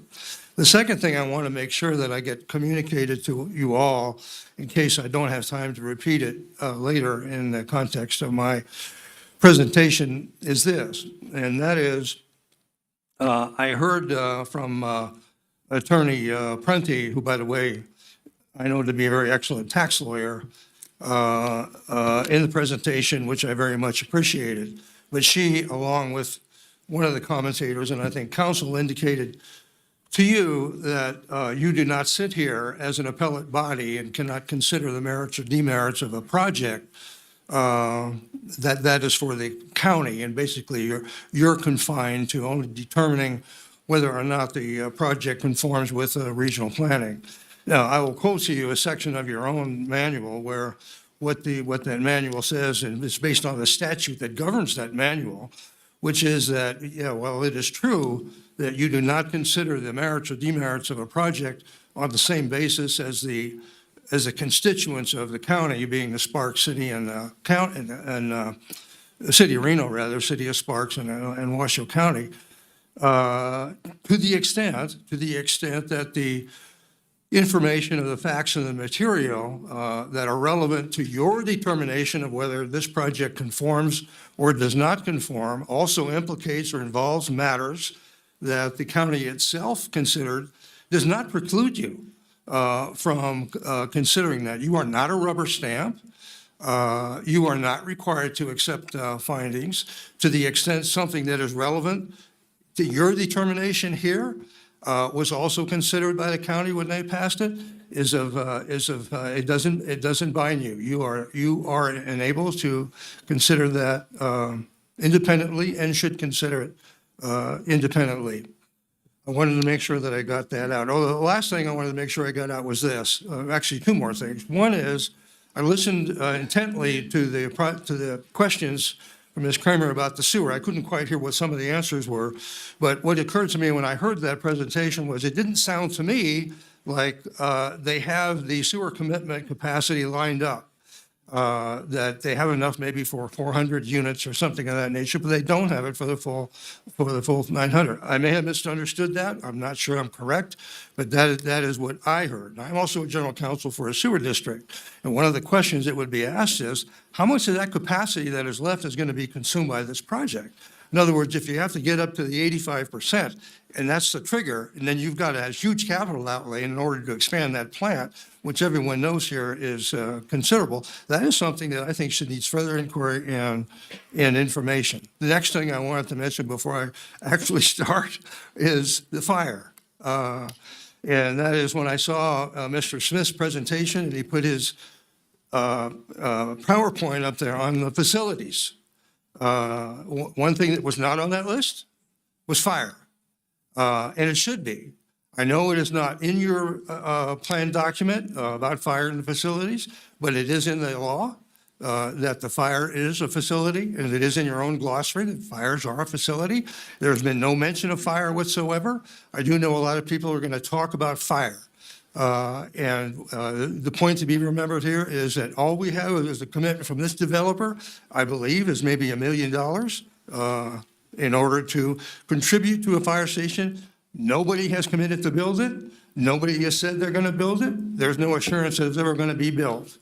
So I wanted to get those things on the table in case I don't have an opportunity later to do it. You will hear from all of my clients over the next hour or two or more. So there's no point for me and Michaela to give you a preview, a summary of what it is that they're going to say. It's much better for you to get that information directly from the witnesses, as we lawyers say, or in this case, the participants, so you can assess their credibility and the veracity of what they're saying. There's no need for me or us, Michaela and I, to repeat what it is they're going to say. My contribution here, if there is one, is process. And the process to lawyers is extremely important. And the reason for that is, obviously, when you take the evidence that you're going to hear out from the witnesses here, and also obviously what's in the record, and you sift it through the prism of a proper process, then what normally comes out of that is the truth. And what normally comes out is the right result. I have a little bit of something going on. I need to drink a lot of water. Normally when that happens, when you hear the evidence and you pass it through the prism of the proper process, you will get the right result. Now, I mention this now for two reasons. I read the staff report. I've read most of the material. We were not able to read all of the material. I'm sure most of you haven't had an opportunity to do that either. But what I found in the material, and what I heard again today, was a very, very heavy emphasis on history. What I mean by that is there were statements made going back all the way to 2003 in terms of what has transpired with respect to this project, giving one the impression that this is just a project that has just been continued from them, and that your role here basically is somehow diminished or reduced because this was a project that has been previously reviewed and committed. And then the other aspect of that I wanted to mention was that someone in the staff report has also said, look, a major project review threshold is 650. This is only 900. It's only a few hundred more, and maybe your analysis should be confined and limited to basically the marginal or incremental impact based upon that 300. This is not the proper framework in order to evaluate this project. It is a platitude, I know, but what happened back in 2003 is not relevant today. What that was then, this is now. And what the citizens of this community have and the people out here as your own independent, separate valuation of the evidence that you're going to hear and it's in the record, and your own independent judgment as to whether that evidence is enough to satisfy the requirements that this project have complied with the regional plan. This is your decision to make. The citizens of this community have a right. You have a duty in order to give us your honest, fair, independent decision as to whether this project meets the requirements of the plan based upon the evidence, including the evidence you're going to hear tonight. And it doesn't matter what happened in the past. As to process, I've already mentioned it slightly. We are mindful of the fact that you do not sit as an appellate body reviewing what happened in the county, but as I've already mentioned, and it's in your plan document itself, RC6, it's one of your principles. The RPC, that would be you, must limit its review to the substance and content of the regional plan and shall not consider the merits or deficiencies of a project other than as necessary to make its determination, which means you can consider it in order to make your determination, and you should consider it to make your determination. That's also set forth in the governing statute itself. I'm out of time. The last thing if I could say just one last thing, and that would be, I know you're going to hear so much. You hear so much. It's important that you listen to all of them. They will deal with the substance. Thank you.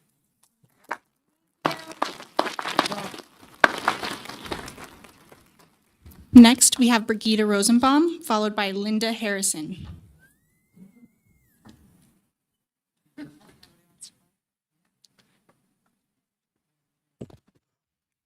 I am Brigitte Rosenbaum. Please enter my comments into the record.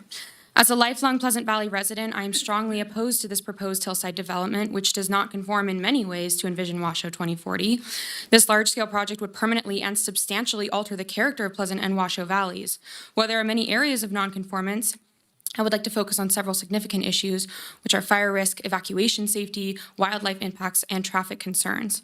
First, fire risk in this highly wind-prone area is already severe. Residents face difficulty obtaining reasonably affordable fire insurance and, in some cases, obtaining coverage at all. Insurance providers often limit the number of policies written in high-risk areas to reduce their financial exposure. Expanding development into an area already facing insurance limitations raises serious concerns about long-term insurability for both current and future residents. Following the Davis Creek fire, my parents' annual fire insurance premium increased from approximately $794 to over $2,000 per year. For many residents, these rising costs are unsustainable, and additional development in high-risk areas may further increase insurance costs and reduce availability. A one-time contribution of $1 million towards a consolidated fire station does not meaningfully address the long-term fire safety and emergency response concerns this development would create. The increased number of homes combined with limited ingress and egress routes presents a serious public safety concern during wildfire future events. The tragic reality of living in a high fire risk area is that evacuation planning must assume worst case scenarios, not best case conditions. During a wind-driven wildfire, roads can quickly become bottlenecks with constrained evacuation options.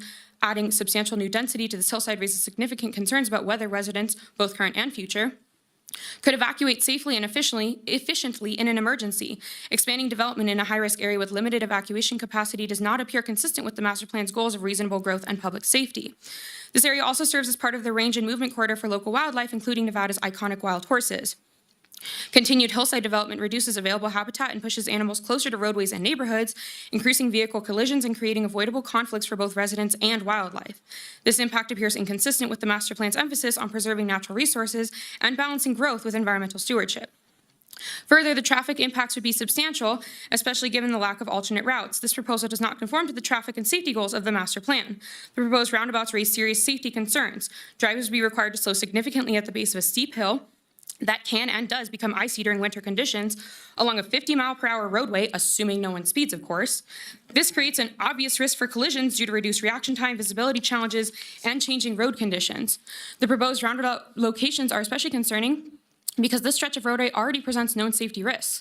I personally witnessed the aftermath of a fatal crash involving 62-year-old local cyclist Susan May Goodenow, an incident that completely shut down the roadway for hours. That tragic event underscores the fact that this corridor is already dangerous without the addition of dramatically increased traffic volumes. Adding roundabouts while nearly doubling traffic would introduce yet another high-risk conflict point, which is contrary to the goals of the master plan. I respectfully urge you urge you all to reject this proposal. Thank you.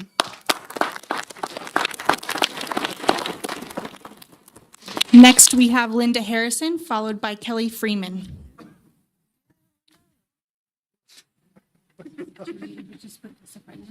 Yes. Okay.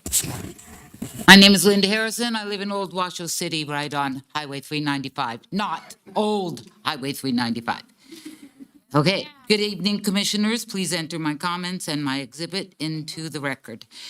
Per your policy RC9 number 3, public facilities and services, including transportation, in the Sierra Reflections Pleasant Valley development, the proposed roundabouts at the top and bottom of Washoe Hill do not comply.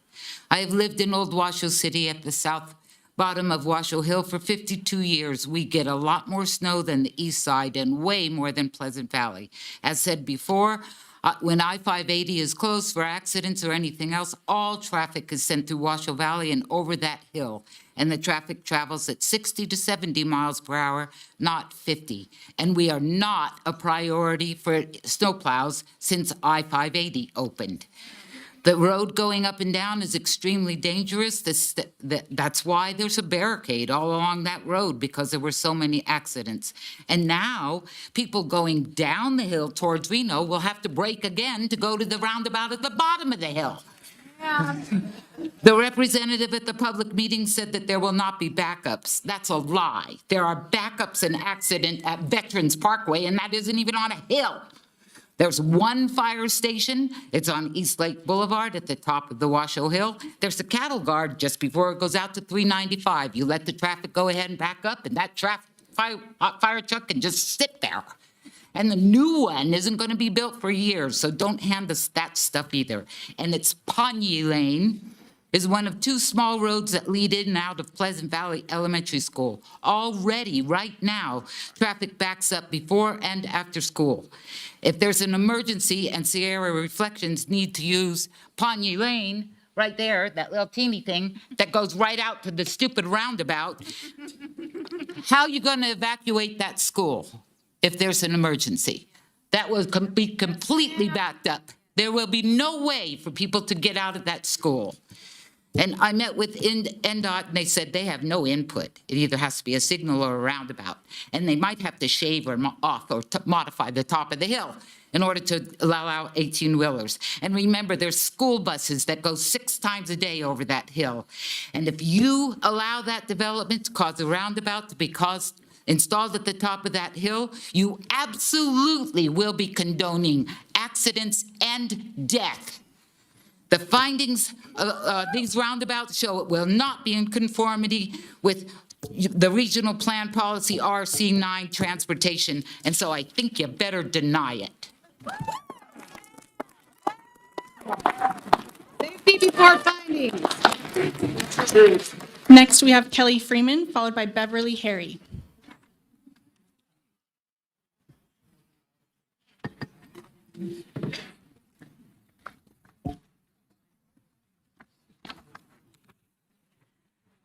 Good evening, Chairperson and Commissioners. My name is Lorraine Hearn, and I am presenting for Kelly Freeman, for a long-term resident of Pleasant Valley for 36 years. Please include these comments in the public record. The Sierra Reflections proposal of 940 homes includes massive earth moving, 3 bridge crossings over Steamboat and Browns Creek, and more than 8,800 vehicle trips per day does not meet the standards of the Envision Washoe 2040 or the South Valleys Area Plan. It violates grading and hillside development standards by proposing cuts and fills exceeding 20 feet, which would scar the landscape and destroy natural landforms. It also disregards rural character policies for forcing urban scale density into a sensitive rural suburban area.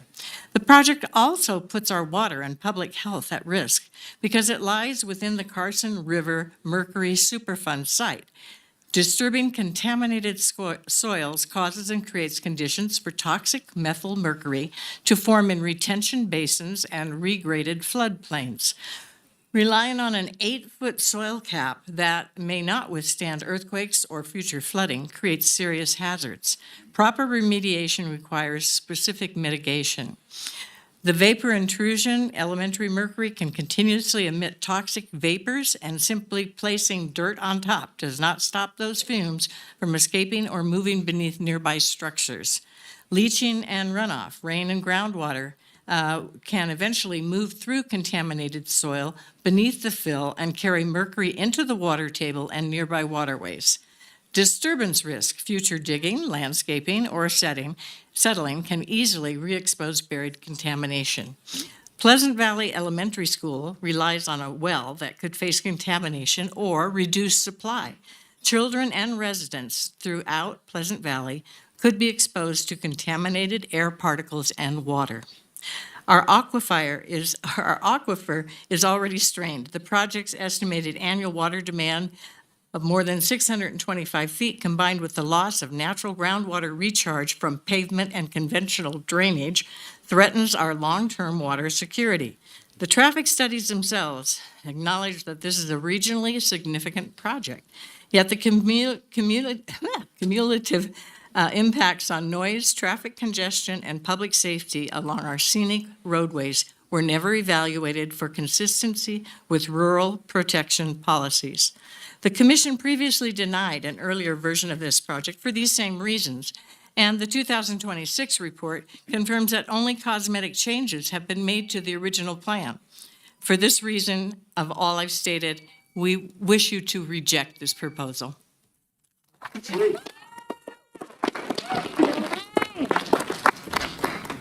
Next, we have Beverly Harry, followed by Jay Howard.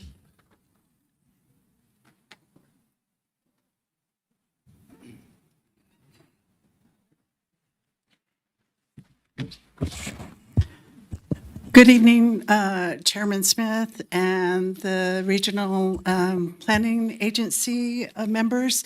My name is Beverly Harry. I'm with Healing Waters Institute, and I just want to go over some really, really important history.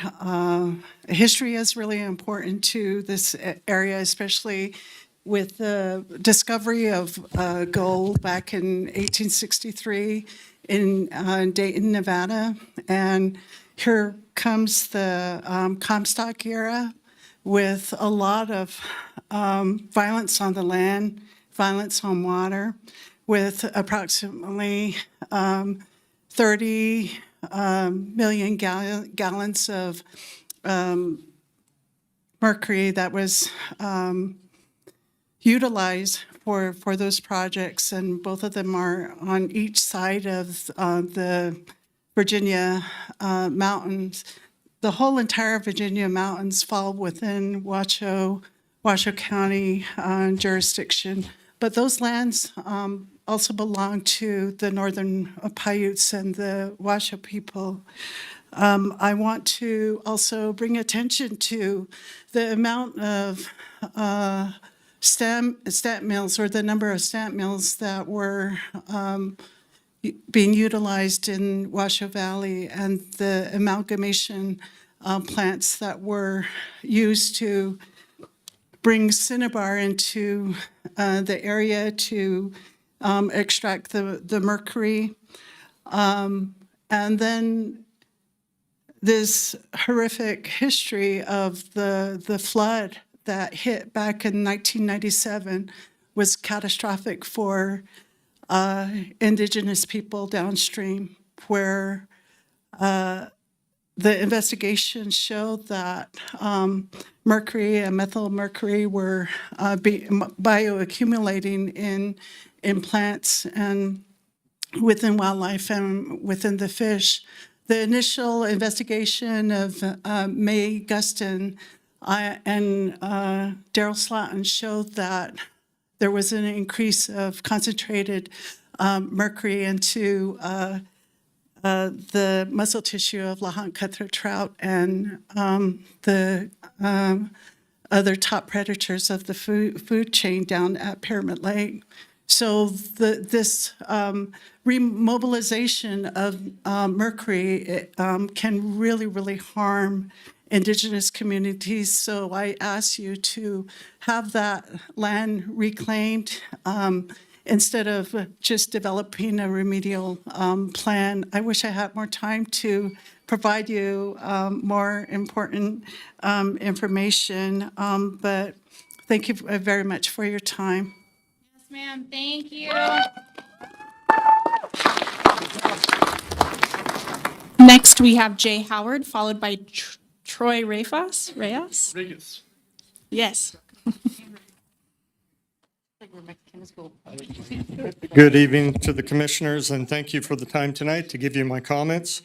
My name is Jay Howard, and I've lived in Washoe Valley for 27 years. While my comments this evening may be more of a general nature and based more on emotion than science, they nonetheless deserve equal consideration.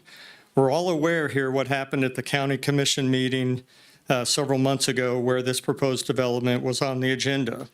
Commissioners failed to represent the will of its constituents. We all saw what it looked like when a political body supports development over the will of the region's residents. There were reasons for the earlier Washoe County Planning Commission denial. At the subsequent meeting for the Washoe County Board of Commissioners, political deal-making was at hand, which left constituents feeling that the decision that had already been made, regardless of the concerns of the local citizens, with extremely well-researched and valid objections. I am here to suggest tonight that the proposed Sierra Reflections high-density development is incompatible with the South Valley's development as it currently exists and has been planned and in place for well over 50 years. In my opinion, the currently proposed development is incompatible with the style of living that residents have come to expect, is incompatible with the region's physical and natural resources. The proposed development represents too much water use, too much additional traffic, destruction of important meadow and pasture ecosystem, disturbance of a contaminated Comstock era site, disturbance of an important rural area waterway, and yet more loss of wildlife habitat. We know that what is at question before this body is whether or not this development is in compliance with the Truckee Meadows Regional Plan. The commissioners of this body know better than me what the answer to this question is. But if you'll allow me, I'd like to end my comments with these questions for you. When are we ever going to say no to unmitigated and unrestrained development of this nature? How can we justify allowing this type of development in what is more and more becoming our region's rare and endangered rural areas? I would suggest at this time that this development proposal is not in conformance with the Truckee Meadows Regional Plan, and I would ask that this body make the necessary findings to deny this development application. And if this is not possible, I would ask that this agenda item be continued until such time that an amendment to the regional plan that better addresses proper development in rural areas can be considered. Thank you.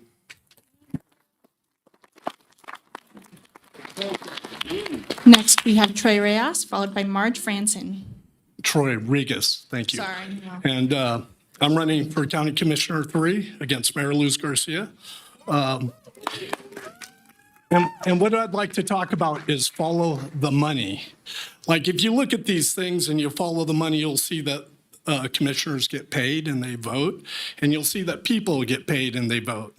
Let's make sure that everyone's registered to vote. Everyone has friends in this room, lots of friends. We're in Northern Nevada.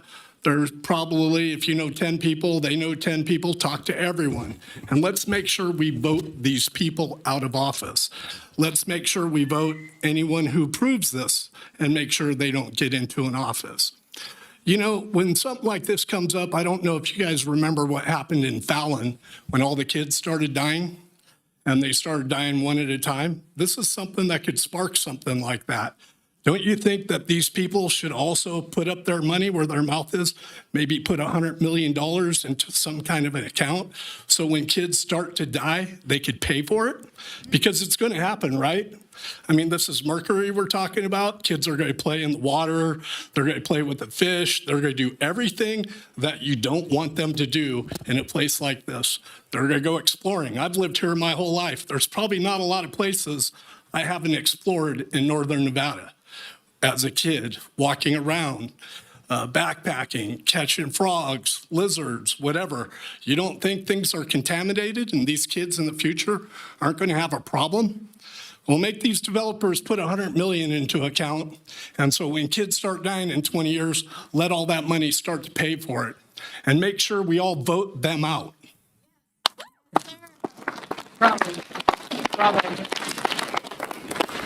Next, we have Marge Franson, followed by Larry Moulton.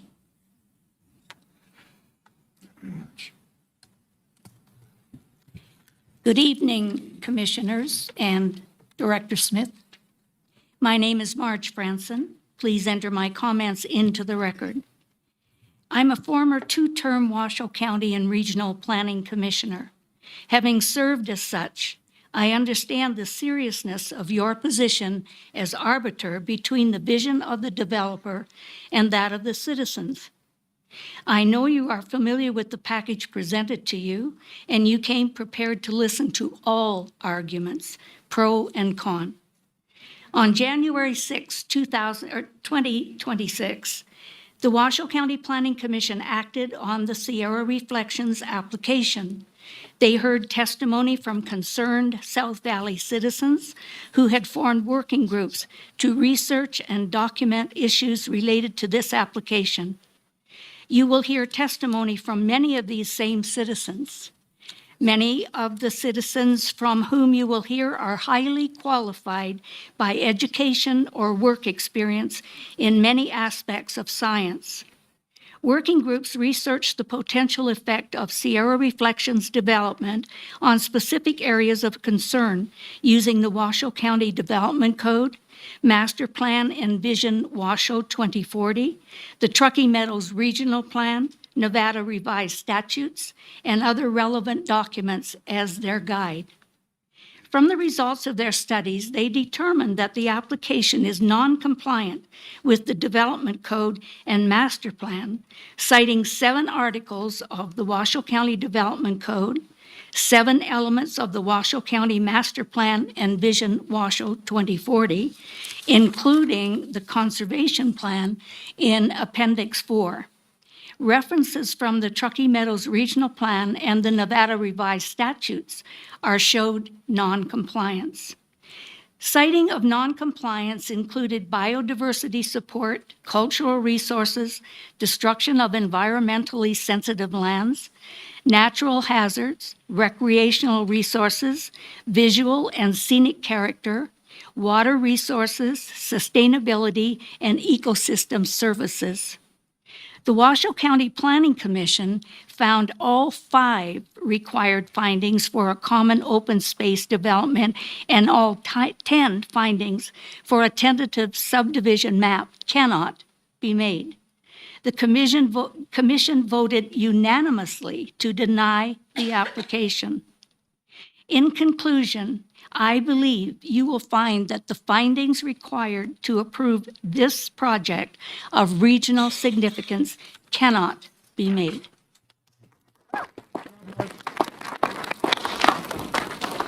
Next, we have Larry Moulton, followed by Rick Cooper.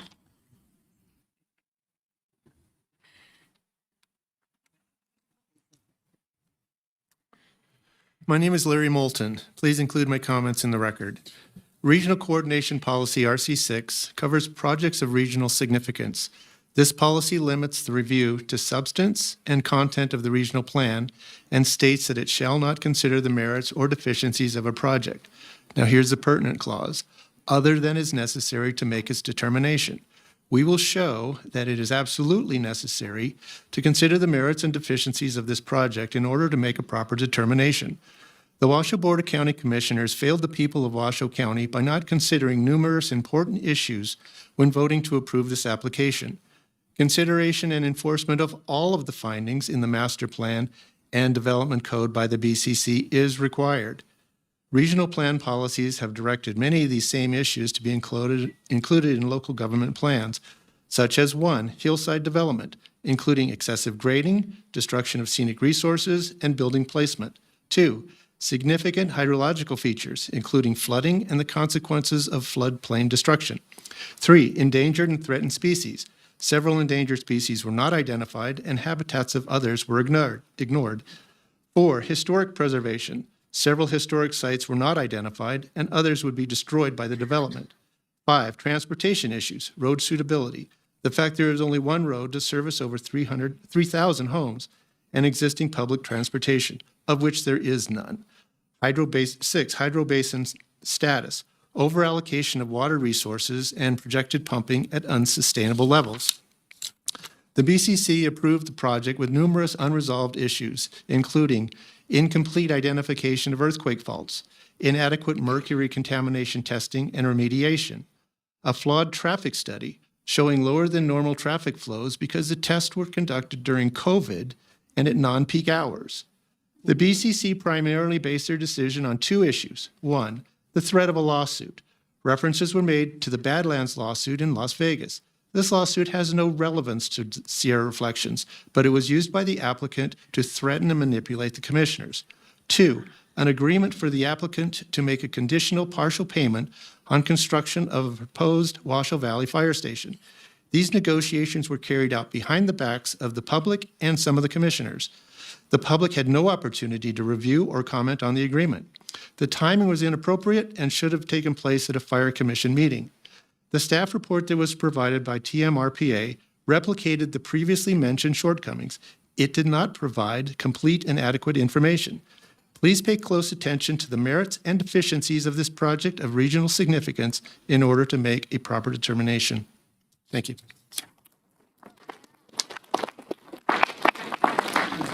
Next, we have Rick Cooper, followed by Delia Green. Greenock. Yep.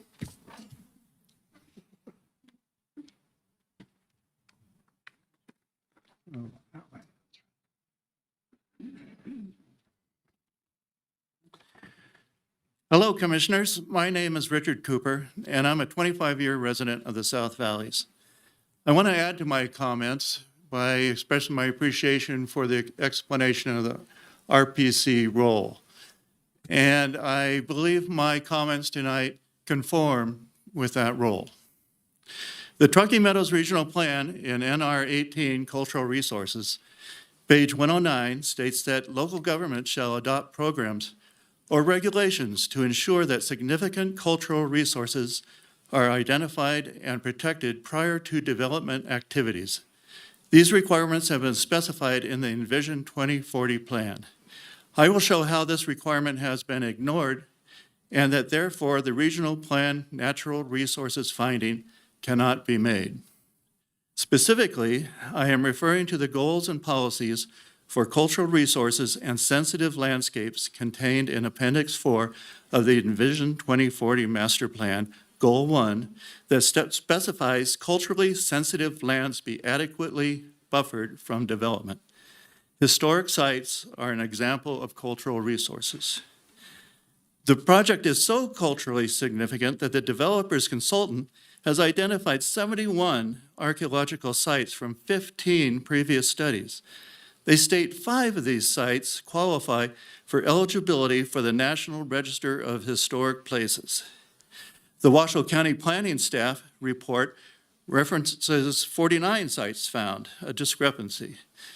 Both the developer and staff state that the sites have been mitigated, implying they can be disregarded. But mitigated comes from mitigation, meaning measures taken to lessen harm in the form of identifying and protecting. Logically, if historic sites can be mitigated out of existence, why would we make rules protecting them? Page 22 of the application project narrative describes that besides developed areas, areas of open space disturbed by collateral construction damage may need to be remade, opening the entire project area to disturbance of irreplaceable historic sites. The application does not address the specific locations, significance, mitigation, and protection of each of the 71 individual sites. Therefore, the requirements of Envision 2040 and NR 18 on page 109 of the regional plan findings have not been met. For this reason, I urge you to deny the application.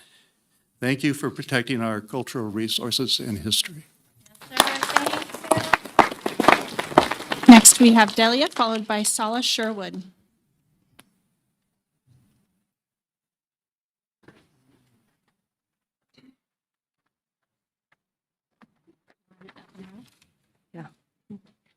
Good evening, Commissioners. My name is Delia Greenhall, and please enter my comments and exhibits into the record.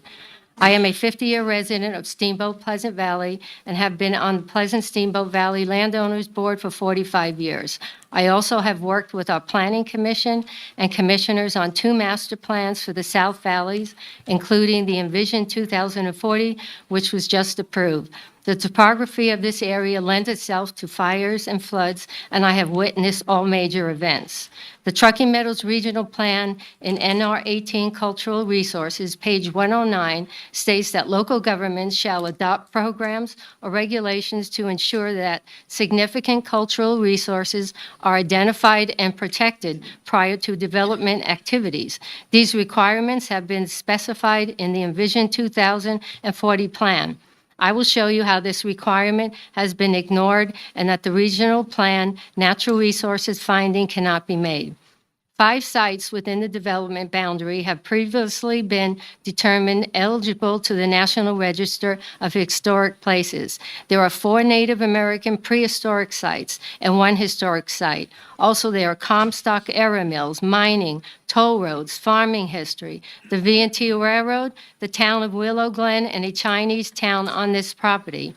Although there have been up to 15 previous archaeological studies in the project site over the years and 49 sites located, they have not been properly identified, located, or buffered according to the requirements found in the Envision 2040 plan as stated in Appendix 4, Goal 1. For example, Kautz Environmental Consultants found one of these 49 sites significant in their previous studies. Archaeologically significant means important and possible for preservation. But the site is not mentioned in Appendix Tab H of the application that refers to cultural resources. This is significant as the site appears to lie unidentified and unbuffered within a grid of home sites on the application maps. NCR Principle 7.1, located in Element 03, page 47 of Envision 2040 states that the developer buffer designated areas of critical environment concern and known significant or sensitive cultural resources from development. This glaring omission of a significant Native American and settler gathering site raises questions about the proper identification and buffering of the other 48 sites in the application. Policy of protecting and buffering the historic values demanded by Envision 2040 plan as required by NR 18 of the regional plan has not been met. Therefore, finding 4 natural resources cannot be made. Thank you.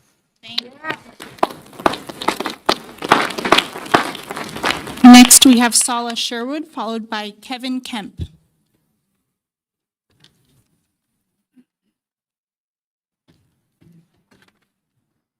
Good evening and hello, Commissioners. My name is Sala Sherwood. Please enter my comments and exhibits into the record. I will show that Sierra Reflections application is not in conformance with the regional form section of the Truckee Meadows Regional Plan. Regional Form Policy 11 compatibility factors states, 1, local government master plans must address land use compatibility. And 2, the Regional Planning Agency will consider the compatibility of proposals with regards to existing densities and surrounding land uses. Envision Washoe 2040 supports this policy by stating that future residential development in the South Valley should mirror the existing development pattern and density, support agricultural-related uses, and maintain opportunities for livestock and farm animal ownership. Sierra Reflections will not mirror existing densities as shown in this map. The existing density in Pleasant Valley is 1 unit per acre plus, and the proposed density in Sierra Reflections is 3.2 units per acre. 3.2 units per acre. In addition, the development will not be compatible with surrounding land uses. Home agriculture is a common feature of the surrounding communities, as shown in these photographs. However, the small lot sizes of the development would preclude agricultural-related uses. An informal livestock inventory was conducted of 85 Pleasant Valley properties from Pawnee Lane to north to Concho Drive, and 35% of the properties had livestock.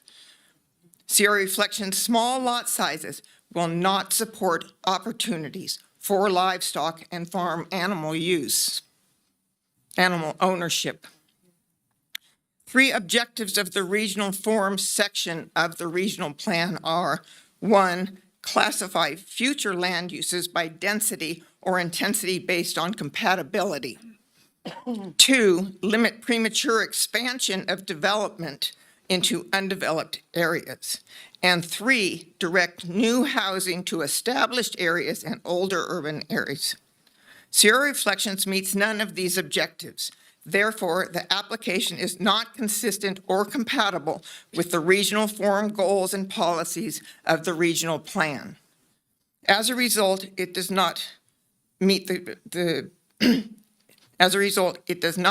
Regional Coordination Conformance Review Finding Number 2, Regional Form. Since this finding cannot be made, I request that you deny the application.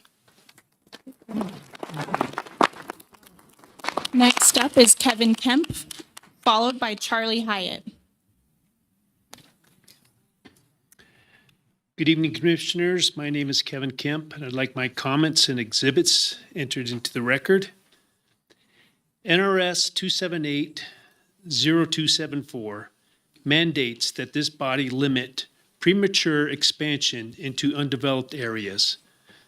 The proposed Sierra Reflections development would place urban density homes over 5 miles from south of similar neighborhoods on the south edge of South Reno.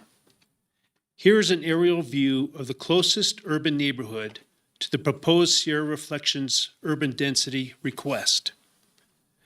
To understand how out of place this urban neighborhood would be in Pleasant Valley, please note that you would need to travel 5 miles north on US 395 towards Reno, plus an additional 1 mile west on Mount Rose Highway before you reach a single-family neighborhood designed to medium urban standards. This map provides an aerial view of that 5-mile drive. You will first travel past 1-acre homesteads, small animal ranches, hay fields, equestrian centers, open space, low-density suburban, solar and geothermal fields, and then finally past the incorporated industrial and commercial centers. There are no freeway on or off ramps, public transportation, grocery stores, medical or other essential services along this 5-mile stretch. Existing fire and EMS services do not meet the standards required to serve this population. This leapfrog of placing an urban neighborhood so far removed from essential services goes against all urban planning guidelines as well as your own state mandate. The application is not consistent with the regional form objective and TMRP goal number 3 and should be denied.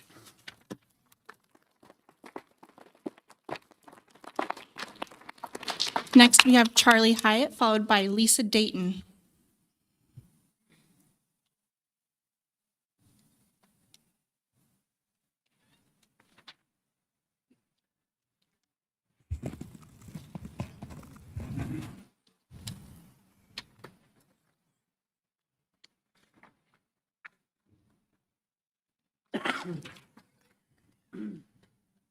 Good evening. My name is Charlie Hyatt, and I would like my comments and exhibits entered into the record. I would like to continue the concern about premature expansion to a rural area with no public services, especially in regards to the patio homes proposed in the Sierra Reflections tentative map. The application proposes 90 patio homes with densities reaching 12 units per acre. Here are the proposed patio home compact layouts. The developer proposes placing these urban densities in a rural area with no public transportation, one access road, no freeway on or off ramps, a 20-minute rural emergency response standard, and no essential services within 5 miles. A good gauge of where to place urban densities is the official walk score from walkscore.com. The less reliant your area is on personal auto, the higher the walk score. This indicates you are close to public transportation and essential services. The official walk score for the proposed Sierra Reflections location is 1 out of a possible 100. Per the Washoe County Master Plan zoning map, the nearest existing patio home development of similar design, averaging 11 units per acre, is located 9.5 miles north and well into incorporated Reno's urban zone on the corner of South Meadows Parkway and Evergreen. This is an appropriate location for an urban neighborhood as it does offer all the urban required infrastructure. Per Reno Fire Data Dashboard, emergency vehicle response times are less than 7 minutes.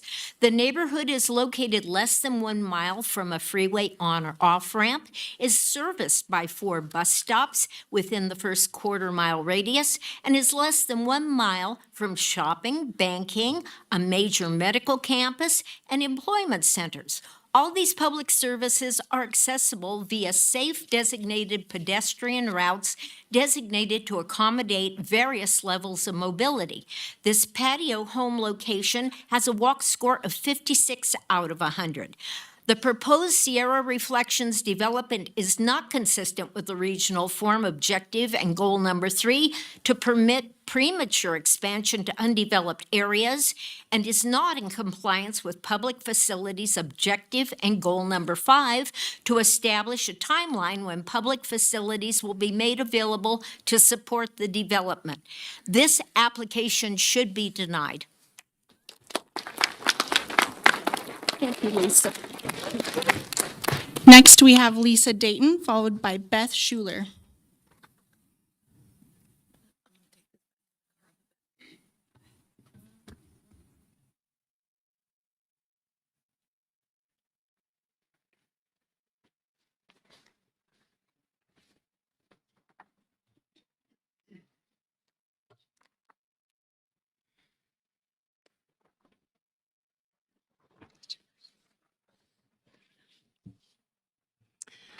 Good evening. My name is Lisa Dayton, and I would like my comments and exhibits entered into the record.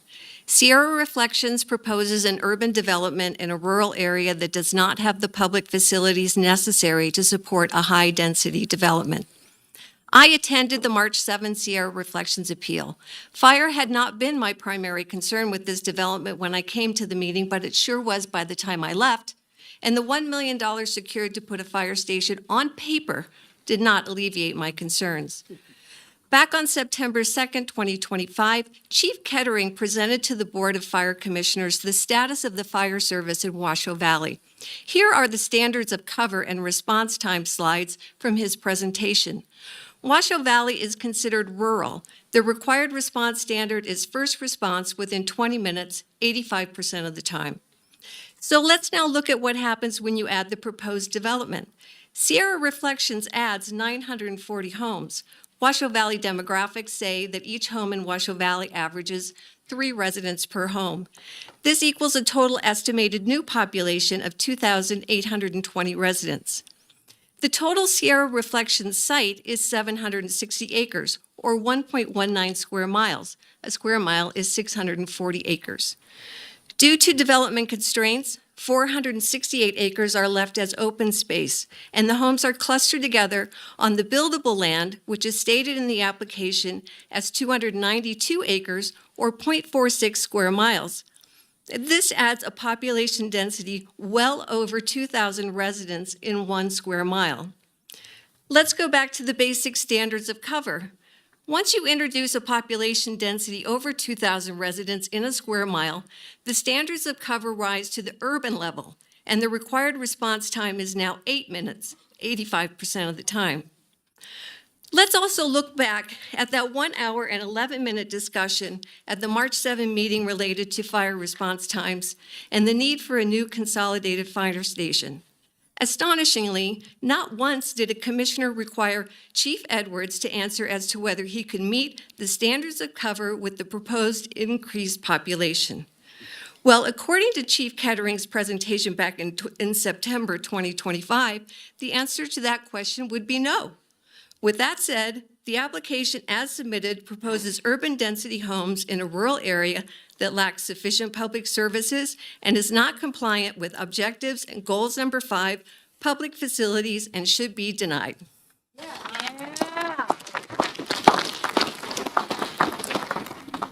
Next up is Beth Schuler, followed by Claire Holland.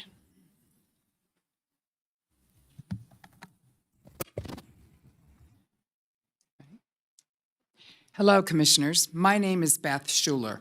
Please enter my comments and exhibits into the record. Sierra Reflections application failed to acknowledge the project site encompasses the primary habitat of the endangered species. Due to this oversight, the application does not comply with the Truckee Meadows Regional Plan. Question number 12 of the application asks the subject property is an area potentially containing rare or endangered species. The applicant answered the site is shown to contain mule deer and bear habitat. However, the application contains a letter from the U.S. Fish and Wildlife Service stating there is an endangered species, a butterfly called the Carson wandering skipper, whose primary habitat intersects the subject property. This map provided by the Truckee Meadows Regional Planning Agency also shows the subject property is located within the skipper's primary habitat, as well as the habitats of the endangered Kiwi and the threatened Lahontan cutthroat trout. NRS 501.100 states that wildlife in this state is part of the natural resources belonging to the people of Nevada. This law is supported by the Regional Plan's Regional Goal Statement Number 2, identify and protect essential natural resources and the environmental quality and mitigate the impacts of development on these resources. The application does not identify or protect endangered species, so it is not in compliance with the regional plan. NRS 503.584 states that the people of Nevada have an obligation to conserve and protect the various species of native fish and wildlife that are threatened with extinction. This law is reinforced by 2 objectives of the regional plan's natural resources policy. 1, conserve, preserve, and protect the region's natural resources. 2, limit the impact that development and growth have on the region. The applicant's failure to include endangered species does not conserve, preserve, or protect these natural resources, so it does not conform with the regional plan. The application is not consistent or compatible with the natural resources goals and policies of the regional plan. As a result, it does not meet Regional Coordination Conformance Review Finding Number 4. natural resources. Since this finding cannot be made, I request that you deny this application. Thank you. Next, we have Claire Holland, followed by Karen Kreider.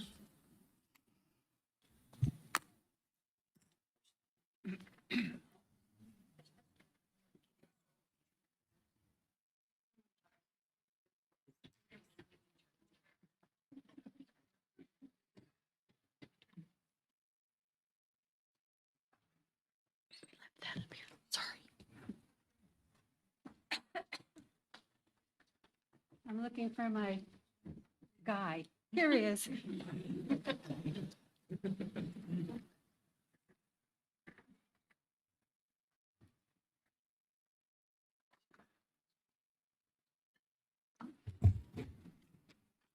Hello, Commissioners. My name is Claire Holland.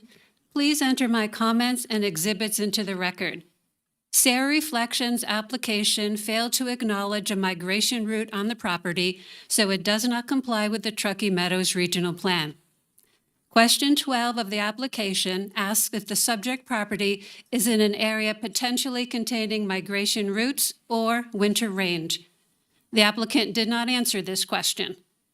This map from NDOW shows the project site encompasses a mule deer movement corridor and mule deer winter range. In addition, the RPA's initial review memo from October of 2025 states that 100% of the property has interaction with mule deer movement corridors.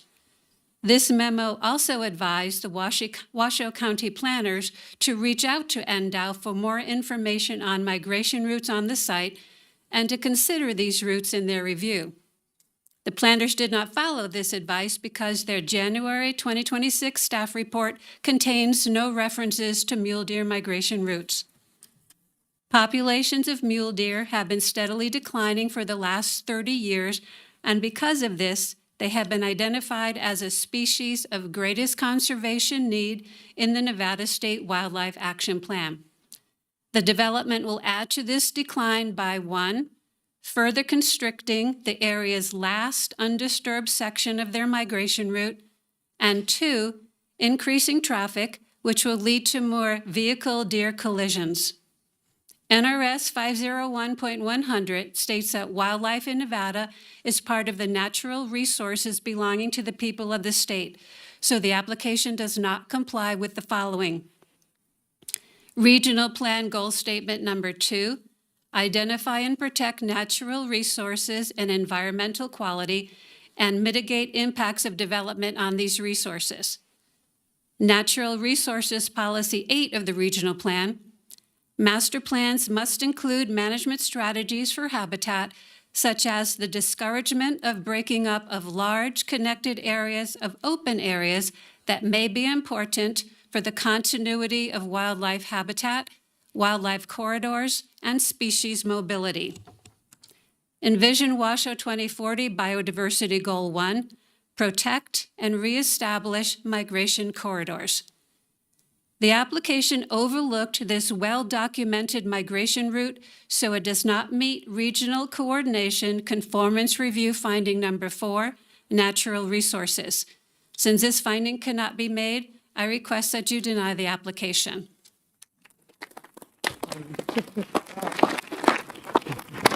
Next, we have Karen Kreider, followed by Michelle Moreno.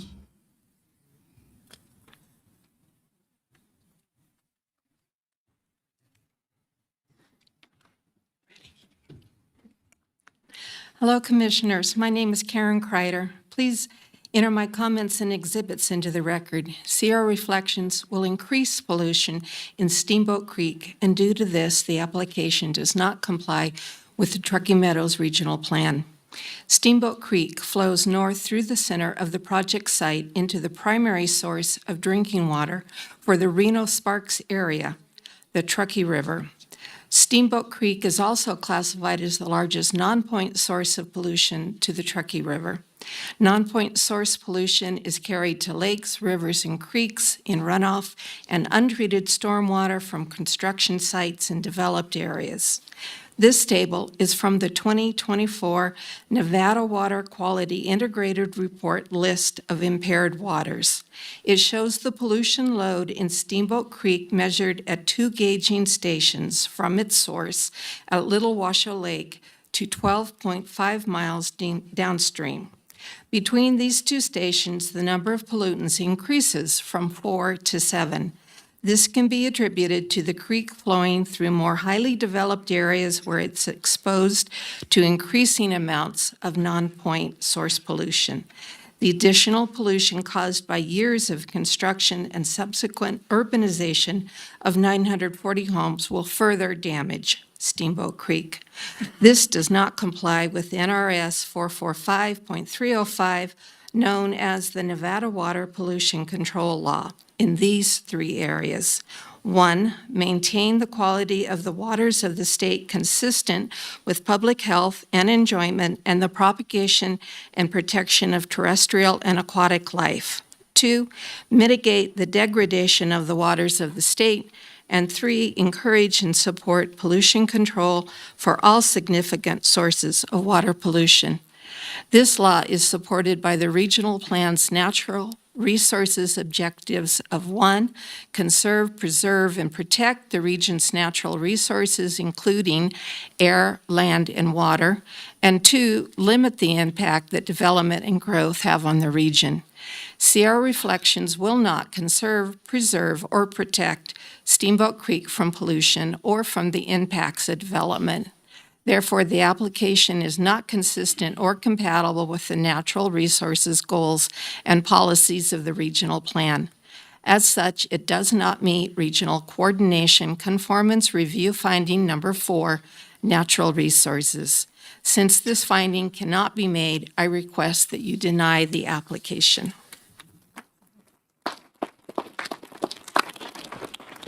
Next up, we have Michelle Marino, followed by Bob Burke.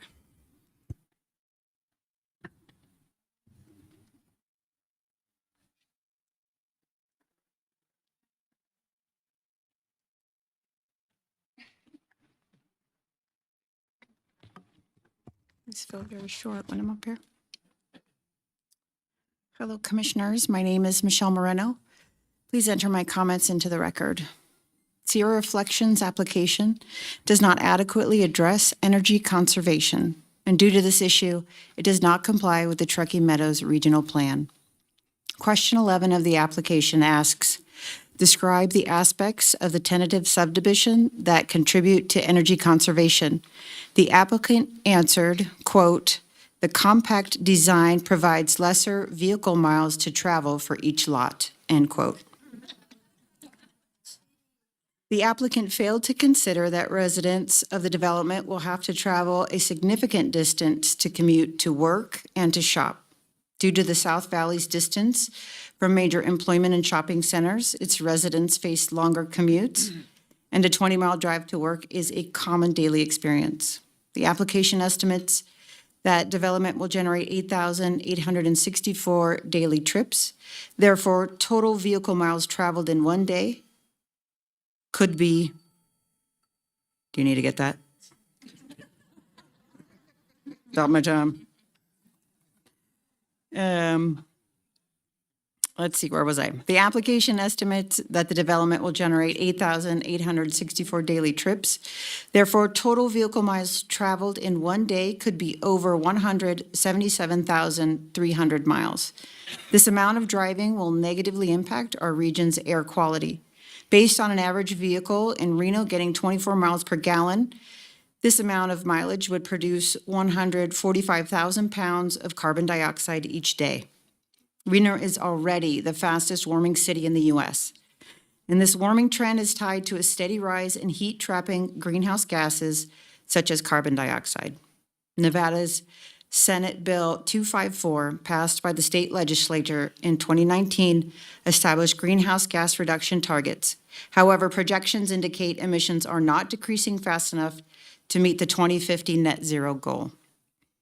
The application's superficial approach to conserving energy is not consistent or compatible with the natural resources policy of the regional plan in these two ways. 1, All natural resources policies aim to increase the sustainability of the environment by directing growth to the core of the region. This will decrease dependency on automobile trips and reduce overall vehicle miles traveled, which in turn reduces greenhouse gas emissions. And 2, Natural Resources Policy 13, Air Quality. The regional plan supports reducing impacts from transportation, which is a source of ozone gas and other types of air pollution. Because of these deficiencies, this application does not meet Regional Coordination Conformance Review Finding Number 4, Natural Resources. As finding number 4 cannot be made, I respectfully request that you deny this application.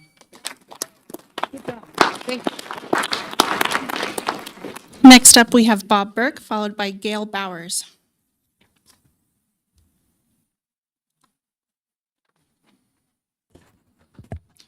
Everyone's cell phone off? Hello, Commissioners. My name is Bob Burke. Please enter my comments into the record.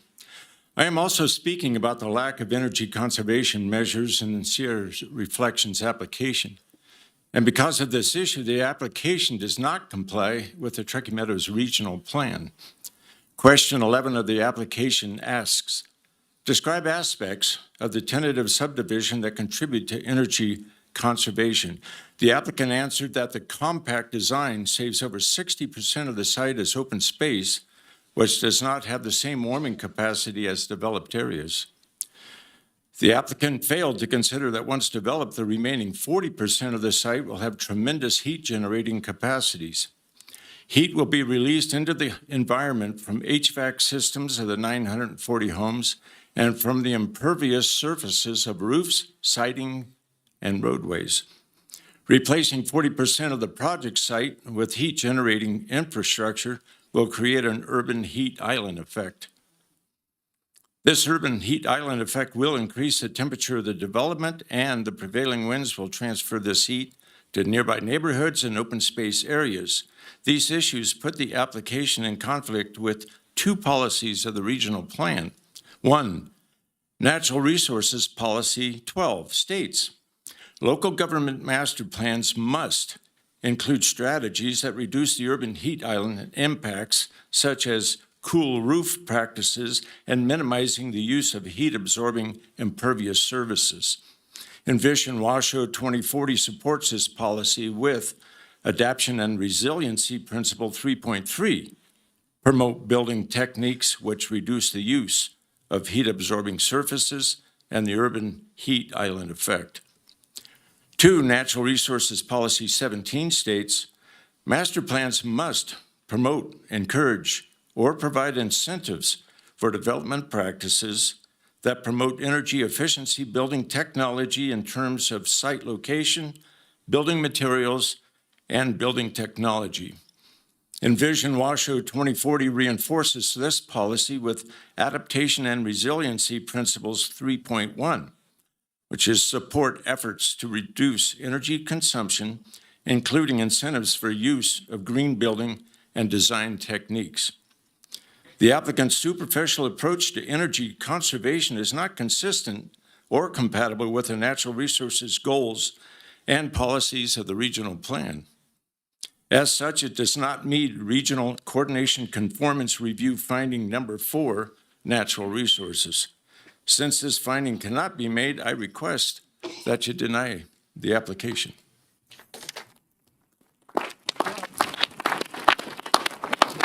Next up, we have Gail Bowers, followed by Will Cohen.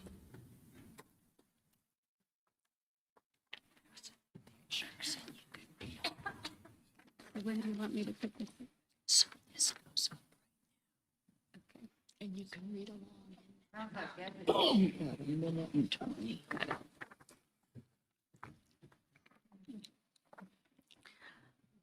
My name is Gail Bowers. I am a degreed environmental horticulturist with a background in watershed vegetation and fluvial geomorphology, of which a number of local natural resource professionals and scientists received training in courtesy of the government back in the late 90s myself included. The beautiful meadow, hydrologically watered by nature, which the developer calls Phase 2, is a natural recharge area as seen in photo number 1 of the cobble boulder field up at the top of the meadow. By placing 304 roofs with concrete and asphalt on top of the natural recharge area, the state of Nevada will be compromised by the precious lost opportunity of groundwater recharge and the lost opportunity to clean up this toxic Superfund site. This doesn't seem fair to do to the driest state in the union. Upon development, the 2 to 50-year precipitation events would be unnaturally forced into engineered drainage and onto Steamboat Creek, having nowhere else to go but into a channelized hydraulic cannon ditch called a creek, endangering everything north because the giant meadow sponge currently existing would be eliminated by this development. But that's only half of it. Please consider how that boulder field arrived at the top of the meadow in the first place. It's important to examine the similarities between the Ophir Creek rock slide of Memorial Day weekend 1983 and the similar depositional boulder field originating from up Browns Creek. Photo number 2. Both Ophir and Browns are steep, straight, narrow, and loose, made up of sand, gravel, cobble, and boulders. The reason the Ophir watershed came down killing people is because this particular stream type naturally forms rock dams because stability is fragile due to the soil type. When naturally occurring rock dams give way, all hell breaks loose. Photos 3 and 4. Meadows are natural fire breaks. Browns Creek will require more than decades to recover from the Davis fire.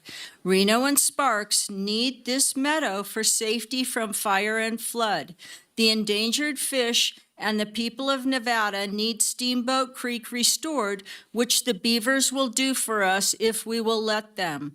Please review NR 14 and RC 9, number 4 of the Truckee Meadows Regional Plan, as this will help guide your decision to protect our state water resources. Thank you, and please enter this comment for the record. Next up, we have Will Cohen, followed by Joe Stridell.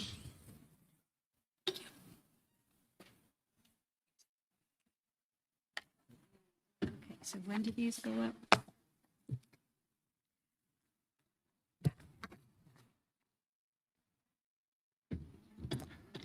Greetings, Regional Planning Commissioners. My name is William Cowan. I'm a resident of Pleasant Valley and a retired aquatic ecologist. I would like this testimony to be on record.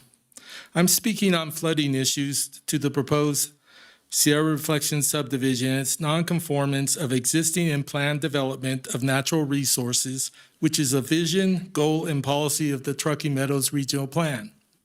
Steamboat Creek is the largest tributary in Nevada to the Truckee River system and is a regional natural resource. It has a history of frequent flooding events, and altering floodplains pose a hazard to the health and welfare of the community.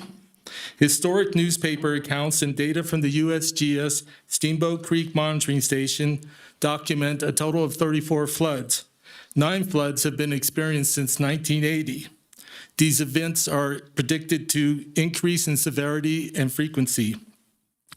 The design of the proposed subdivision will destroy the Steamboat Creek floodplain functionality and diversity of hydraulic habitats by capping it with 8 feet of fill and confining the stream within a 300-foot wide corridor bounded by riprap. Destruction of the floodplain nullifies natural flood control functions. It is inconsistent with the regional plan, specifically policies NR3, Development Constraints Area, NR4, Natural Resource Consideration Areas, and NR16, Significant Waterways, as well as Washoe County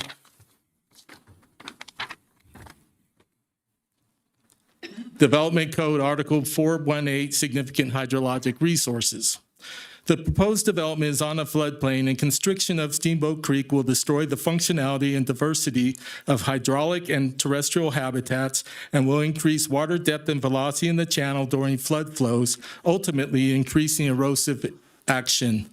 This ignores regional plan policies NR 14, Regional Water Management Plan, NR 15, Source Protection and Watershed Management, and violates Envision Washoe 2040 AR Principle 1, Policy 1.2, restrict development in floodplains that would constrict or impact floodplain functions. The flushing of pollutants and contaminated sediment caused by increased floodwater erosion will have a negative impact on the habitat of the endangered kiwi and the threatened Lahontan cutthroat trout. This is inconsistent with protections endorsed by the regional policy NR 8 Wildlife Habitat and Envision 2040 NCR Principle 3 Policy 3.1 protect key habitats of threatened, endangered, or rare species. Because Sierra Reflections violates 6 natural resource policies of the regional plan by altering hydraulic functions of Steamboat Creek, a natural resource of regional significance, it is my humble recommendation that the Regional Planning Commission deny the proposed subdivision. Next up is Yost Rydell, followed by Cliff Lowe.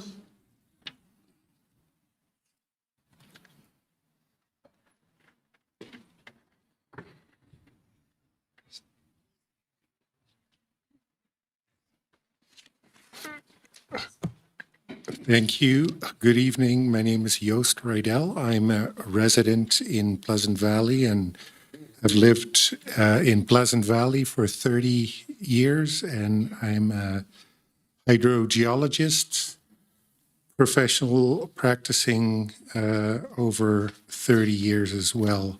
I would like to point out some items related to the removal of wetlands and stream habitat, specifically relating to the Clean Water Act, Section 404, and the permit requirements. Section 404 of the Clean Water Act was implemented by the EPA and U.S. Army Corps of Engineers. The EPA and NDEP provide jurisdiction over the adherence to the Clean Water Act locally. Because the project is located partially on public land, it does need to meet the requirements of the Clean Water Act. And it is evident that the U.S. Army Corps of Engineers has not been involved. There are waters of the U.S. involved because the wetland streams have been designated as being in connection with water of the U.S. Therefore, because the application is failing those comments, the Washoe County Development Code Article 608 findings for the projects cannot be made. Furthermore, to NRS code, the removal of wetlands does not comply with NRS code 445A 625, which relates to the permitting and discharge of radioactive and hazardous waste, in this case, mercury. The state engineer has not provided approval related to these statutes specific to the SRS project. And on that basis, the findings under Washoe County Development Code 608 cannot be made. Further to the impacts of flooding, this violates Washoe County Article Code 418, significant hydrogeologic resources, and therefore the findings cannot be made. Thank you. Next up is Cliff Lowe, followed by Jay Collins.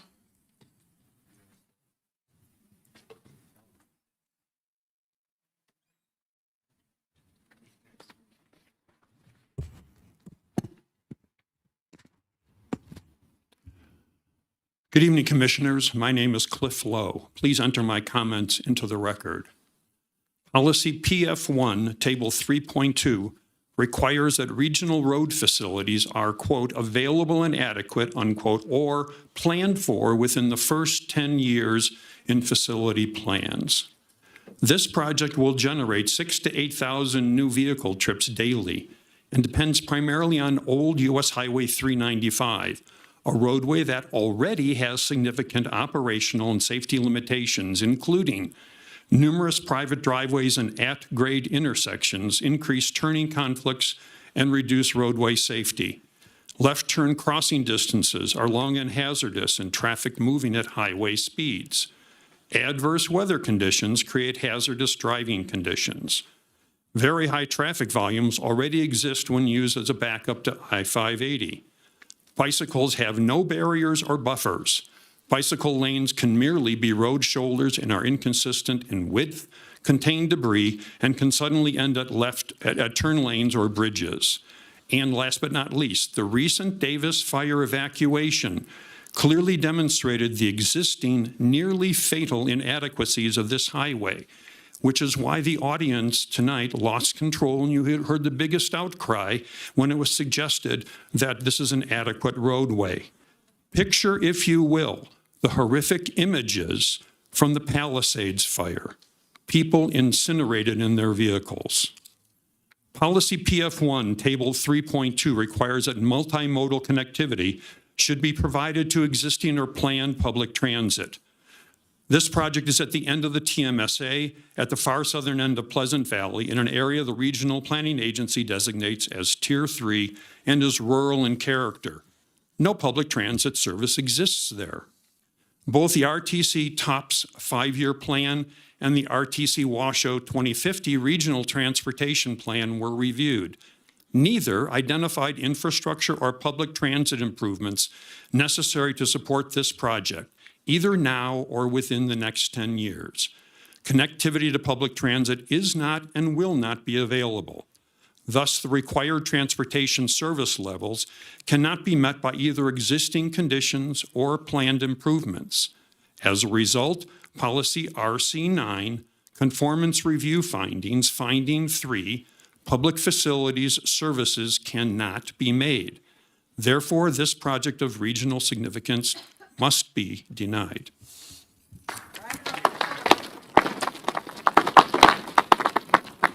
Next up is Jay Collins, followed by Marilyn Naylor.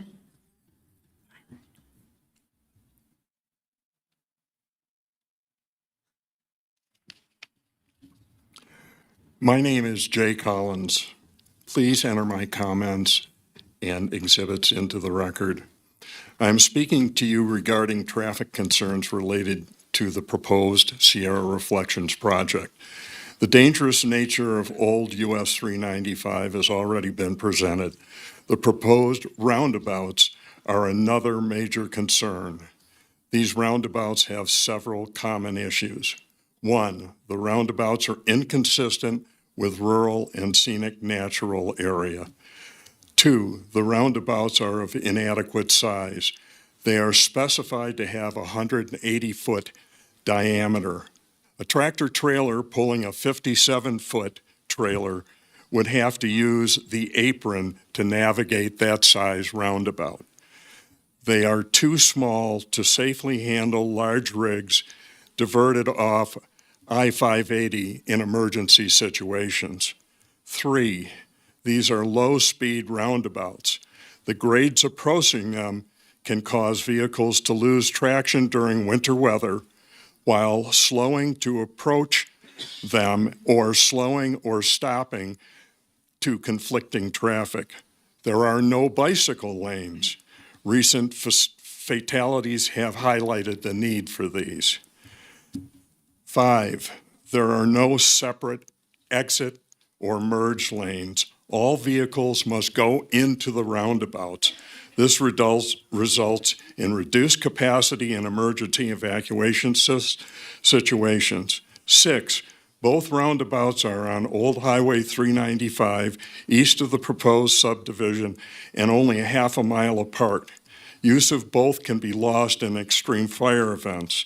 The loss of both exits actually happened in the Washoe Fire in 2012 and would have happened in the Davis Fire had not the wind changed direction.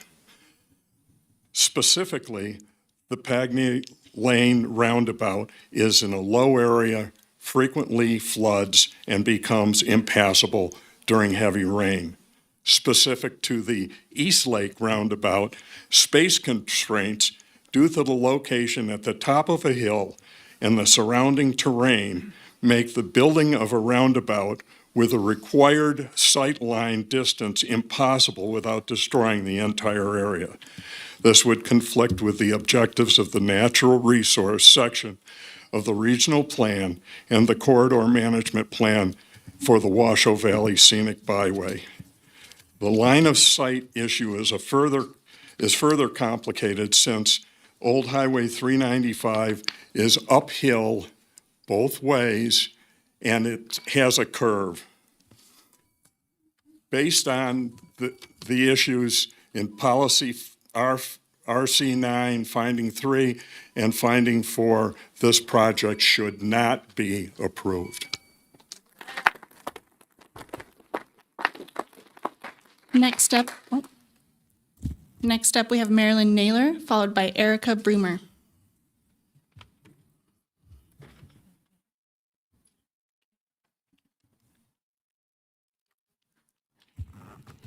My name is Marilyn Naylor. Please include my comments and exhibits in the records. I'm one of the community members enlisted by Washoe County to complete the application for the Washoe Valley Scenic Byway, designated by the state of Nevada in 2010. The corridor management plan was approved in 2013. The plan is officially adopted into Envision Washoe 2040. This year, the goal of the creation of an online interactive educational maps has been funded through a grant from Travel Nevada as part of the America 250 initiative. All have the mission to enhance Nevada's rural heritage, provide opportunities to experience scenic beauty, cultural history, natural resources, and recreation. The Sierra Reflections application does not acknowledge a scenic byway corridor management plan, even though it proposes a roundabout at the intersection of Highway 395 and East Lake Boulevard, the gateway to the Washoe Valley Scenic Byway. A roundabout would require complete removal of the prominent ridgeline bordering Highway 395 to the west, destroying scenic character and viewshed. Truckee Meadows Regional Plan, NR7, states, local government master plans shall include policies that address visual impact of development on ridgelines to maintain the scenic value of the region. Washoe County Development Code, Article 110-424, significant natural features shall be protected and preserved where appropriate and feasible, including ridgelines. The Corridor Management Plan, manage development and grading to preserve the mountain views, avoid mass grading and large rock cuts visible from the highway.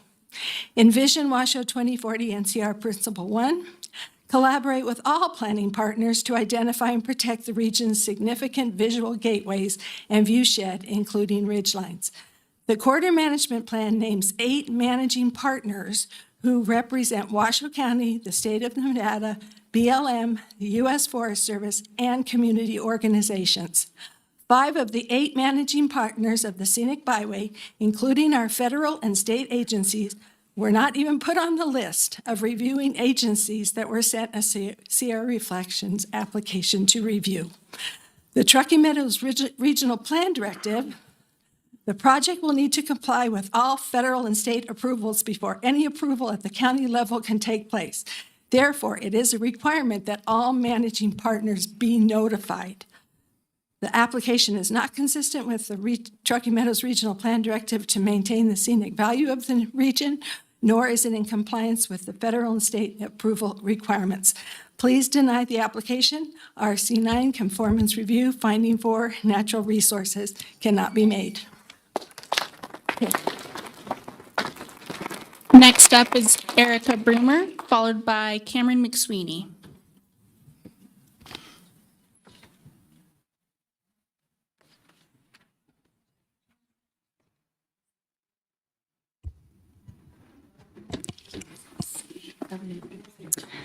Hello, my name is Erica Brummer, and I'm here to speak about traffic concerns for the proposed Sierra Reflections development and its impact on Pleasant Valley Elementary School and the surrounding neighborhood.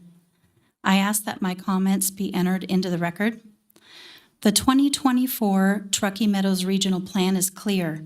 Land use decisions must align with infrastructure capacity, public safety, and the needs of existing community facilities such as schools. Under the regional form policies, Policy 3 requires that development only occur where infrastructure can adequately support it. Policy 5 requires consideration of the adequacy of public facilities, and Policy 11 requires compatibility with surrounding land uses. In addition, the public facilities and services policies require adequate infrastructure, emphasize multimodal safety, and call for coordination with the school district so growth does not overwhelm school access systems. This project does not meet those requirements. First, the traffic study, which was conducted over 4 years ago when COVID in distance learning was still prevalent, does not reflect real conditions at Pleasant Valley Elementary. It collected data from 7 to 9 a.m. and 4 to 6 p.m., but the school's true peak traffic occurs later, 9:05 to 9:25 and 3:25 to 3:45 p.m. Because these critical windows were not studied, the data is inaccurate and any conclusions drawn from it are unreliable. In reality, traffic is already strained. Vehicles enter from Highway 395 onto Laramie Drive and exit at Pawnee Lane, where backups can last up to 20 minutes during pickup. This shows the system is already at or beyond capacity. Second, pedestrian safety is a serious concern. Kitts Way, the main walking route to the school, has no sidewalks or shoulders. Students are often forced to walk in the roadway due to parked cars or snow berms. Adding more traffic and more children walking will only increase that risk. While some improvements are proposed and approved by the school district's Safe Routes to School plan, including crosswalks and flashing signs, they do not provide a continuous and safe path along Kitts Way. Without that connection, these measures are not sufficient to protect students. Additionally, the project is expected to generate about 62 more elementary students, further increasing congestion and placing additional strain on school access systems, contrary to regional plan requirements for coordination and capacity.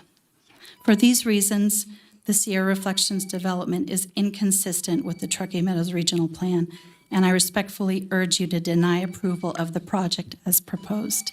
Thank you. Next up, we have Cameron McSweeney, followed by Linda Bell. Good evening. Please enter my comments into the record. My name is Cameron McSweeney, a Reno resident of 45 years and the president of the Pleasant Steamboat Valley Landowners Association. The TMRPA 2024 Truckee Meadows Regional Plan references requirements which include NRS 2780274, Section 3, states the plan should control the footprint of new development with policies encouraging development in older and developed areas before going prematurely into undeveloped areas. And Section 2 states it should conserve natural areas and natural resources and direct growth into other areas. NRS 2780284, conformity of local ordinances and regulations to master plan. Any action of a local government relating to development, zoning, the subdivision of land, or capital improvements must conform to the master plan of the local government. Section 3 of the Washoe Envision 2040 Master Plan states that interconnectedness between the county's residents and natural amenities, coupled with growth and development within the county, emphasizes the need for principles and policies conserving these resources. The principles and policies found within this element serve to ensure that this green infrastructure is preserved throughout the county for the benefit of current and future generations. This section directly correlates to NRS 2780284 and must be adhered to.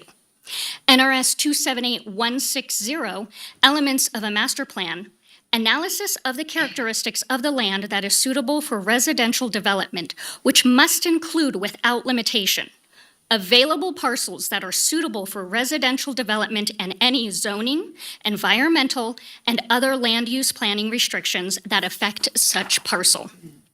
The Washoe Envision 2040 plan refers to the South Valleys as rural areas and defines them as areas not connected to municipal services with few amenities using well and septic systems where everyone looks out for each other and residents commute long distances to get basic necessities. Many of us also own livestock, further contributing to the rural lifestyle that the 2040 master plan approves and promotes. In addition, NRS 2780177 defines rural preservation neighborhood as a subdivided or developed area which consists of 10 or more residential dwelling units, which has no more than 2 residential dwelling units per acre, and which allows residents to raise or keep animals non-commercially. This NRS statute exactly describes Pleasant and Washoe Valley, so we are therefore a rural preservation neighborhood. Approval of Sierra Reflections violates NRS 2780274, 0284, 160, 0177, and all 6 of the TMRPA goals listed in the 2024 Truckee Meadows Regional Plan. I also respectfully ask that we continue this past 10 p.m. and not continue this meeting at a later date. Thank you.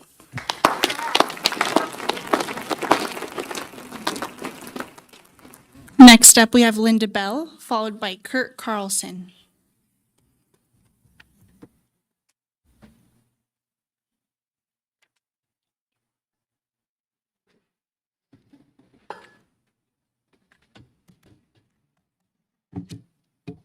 Good evening, Commissioners. My name is Linda Bell. For the past 30 years, I've been a resident of Washoe Valley, and I was a 911 dispatcher for the City of Sparks. Please enter my comments into your records. Public safety infrastructure for the proposed Sierra Reflections development, a project of regional significance, does not meet the goals of the Envision 2040 Master Plan, nor NRS 2781601. The Washoe County Planning staff may be willing to accept Truckee Meadows fire response times as adequate, but we, the people of South Valleys, have a different experience. REMS is the dispatching agency for both itself and Truckee Meadows Fire, a privately owned company. Dispatching fire, they have to identify which Truckee Meadows fire units are available and activate Carson City Automatic Aid. The NFPA 1221 standards recommend that the dispatch time should not exceed 60 seconds. NFPA 1710 standards require a 60-second turnout time with a 4-minute travel time to be achieved 90% of the time, with the total incident arrival within 5 to 6 minutes of critical calls. Truckee Meadows Fire needs more infrastructure to make the 6-minute, 50-second national standard response time for structure fires, NFPA. Yet Washoe County hasn't even come up with help to fund the new Washoe Valley Consolidated Fire Station. One family on the west side of Washoe Valley purchased their home expecting paramedic services from the Bowers Mansion Fire Station, only to be 5 minutes away. After Truckee Meadows Fire left the Bowers Station, imagine their shock and distress when it took 25 long minutes for paramedics to arrive while their loved one was experiencing a life-threatening emergency. On April 6, 2026, a home on the east side of Washoe Valley, close to the Fire Station 32, burned down, displacing the family. There were no injuries or deaths. Records show that it took 1 minute, 48 seconds to dispatch Truckee Meadows and Carson Fire, 48 seconds over standards. The closest engine, Truckee Meadows 32, turnout and travel time was 7 minutes, 40 seconds over standards by 1 minute and 40 seconds. Total response time was 9 minutes, 28 seconds, well over the 6 minutes, 50 seconds standard. Truckee Meadows Engine 32, Water Tender, Medic 32 were all in quarters and all responded with 5 personnel. How do you explain that delayed response to a devastated family who just lost everything? Approval of Sierra Reflections project would not meet NRS 278-0157, defined infrastructure and public facilities, so I respectfully request that you deny this project.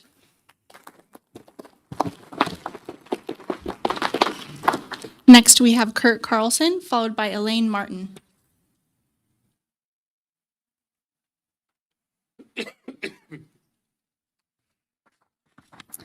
My name is Kurt Carlson. I live in Washoe Valley. Please enter my comments into your records. Sierra Reflections is a project of regional significance, and public safety is a very important concern. According to the goals of the Envision 2040 Master Plan and NRS 278-160, public safety infrastructure must be in place before approval of this project. Public safety was the most important reason for the Washoe County Planning Commission's unanimous denial of this proposed project. The South Valley's 41.6 square mile area currently only account for about 22% of the allocated resources for fire, EMS, and law enforcement calls.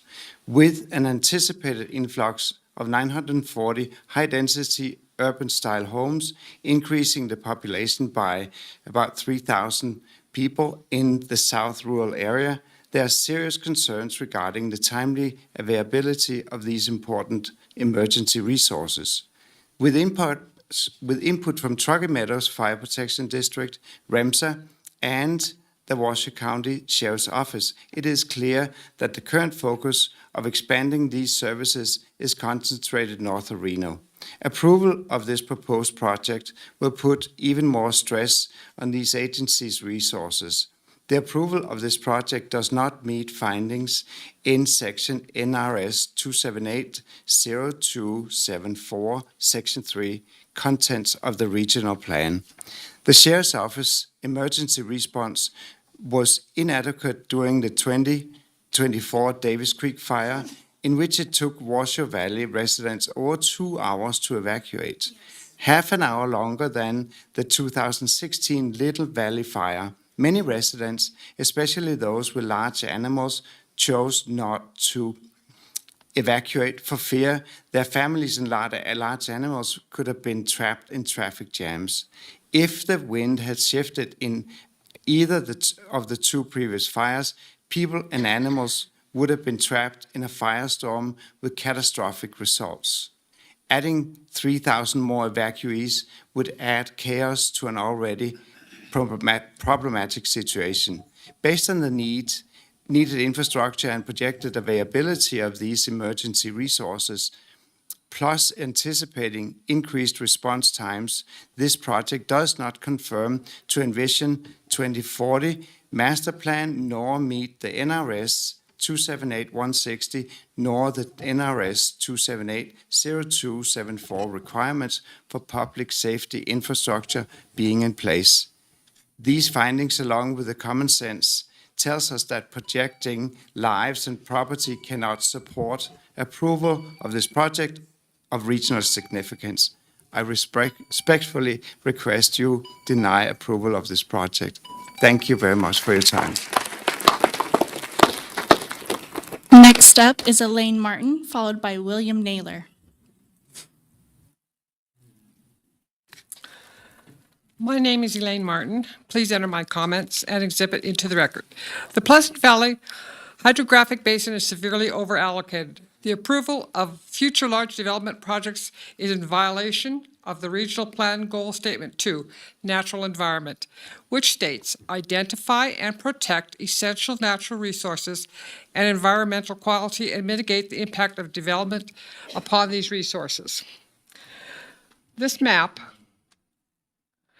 shows the Pleasant Valley Hydro Basin and the current users. Studies by the Nevada Division of Water Resources show the basin has perennial yield of 3,000 acre-feet per year. 2,777 acre-feet were already being drawn as of 2022. The basin is legally committed to for 6,036 acre-feet. The total commitment is between 250% and 350% of perennial yield when domestic wells are included. The groundwater level has been declining between 0.1 to 0.3 feet a year between 1984 and 2021. Groundwater withdrawal near streams with water rights could cause those streams to lose water due to capture as groundwater. This threat is severe in Pleasant Valley. The Pleasant Valley Hydro Basin has very high long-term vulnerability to groundwater shortage. Approved development puts additional pressure on the basin. St. James Village and Ascente have about 500 undeveloped parcels, which equates to about 232 acre-feet. This will equal the perennial yield without adding in domestic wells. Sierra Reflections would add another 452 acre-feet. This far exceeds the perennial yield. Aquifer depletion is already observed. Tumwell reports the groundwater levels in the South Truckee Meadows has declined 70 feet since the 1960s due to the unsustainable pumping. Regarding St. James Village, which is in the Pleasant Valley Hydro Basin, Tumwell work orders state the following. The static water levels in the 2 St. James Village wells have been declining since the wells were first installed in 1993. Groundwater levels in this area are declining, and evidence indicates additional withdrawals of groundwater will exceed the sustainable yield of the basin. Withdrawing groundwater above the sustainable yield is in violation of the first and second natural resources objectives, which state, conserve, preserve, and protect the region's natural resources, including air, land, and water. Limit the impact that development and growth have on the region. For the given reasons, RC9, finding 4, natural resources cannot be made. Please deny this project.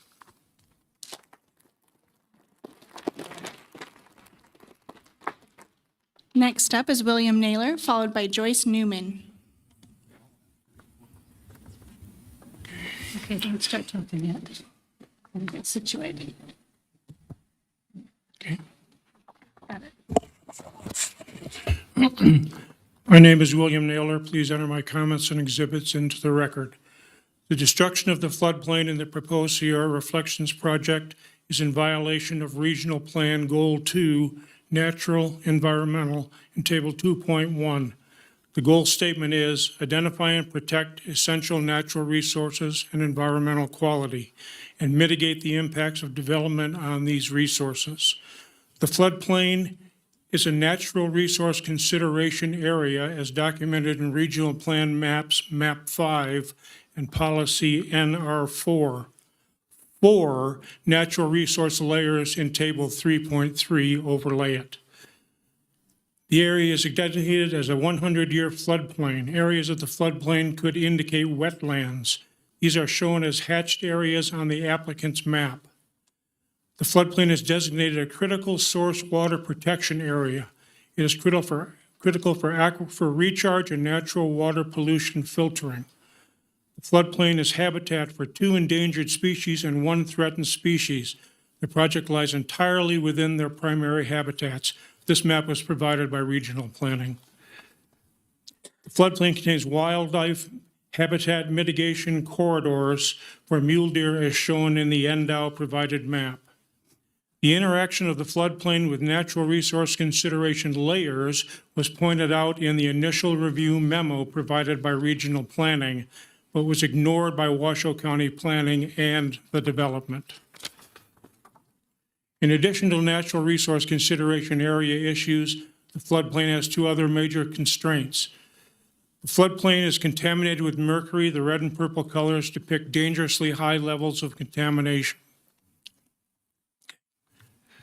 The floodplain, due to its wet nature and soil composition, is subject to liquefaction during seismic events.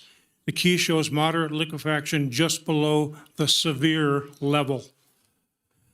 Despite noted constraints, the applicant has chosen not to preserve and protect the floodplain as an essential natural resource as required by Goal 2. Instead of mitigating the impacts of development, The applicant will destroy it by covering it with 8 feet of dirt and using it to cluster 304 houses. As well as being in violation of Regional Plan Goal 2, the project is out of compliance with all 3 natural resource objectives as followed. Identify geographically where the natural resource exists. Regional planning did it. Limit the impact that development and growth have on that region, and conserve, preserve, and protect the region's natural resources, including air, land, and water. Based on information provided, finding 4 natural resources in policy RC9, conformance review findings cannot be made. Thank you. Next up, we have Joyce Newman, followed by Tom Callicrate. Good evening, Commissioners. My name is Joyce Newman. I'm a graduate of Mackey School of Mines and a former exploration geologist. I request these comments in my bio may be made part of the record. NRS 278-349-3H requires the physical characteristics of the land be considered by this body. I'm speaking about the project's physical characteristics, the seismic and liquefaction risk to public health and welfare, and will show they were not adequately evaluated by the applicant. They stated that they conducted near-surface technical investigations only to assist in excavation activities. After reviewing their geotechnical reports, including the 20-year-old Pezzanella report, it's clear the application does not adequately evaluate seismic risk to the public due to the physical characteristics of the project area. I would ask the Commission deny this appeal because NRS 278-349-3 requires the governing body or planning commission to consider physical characteristics of the land.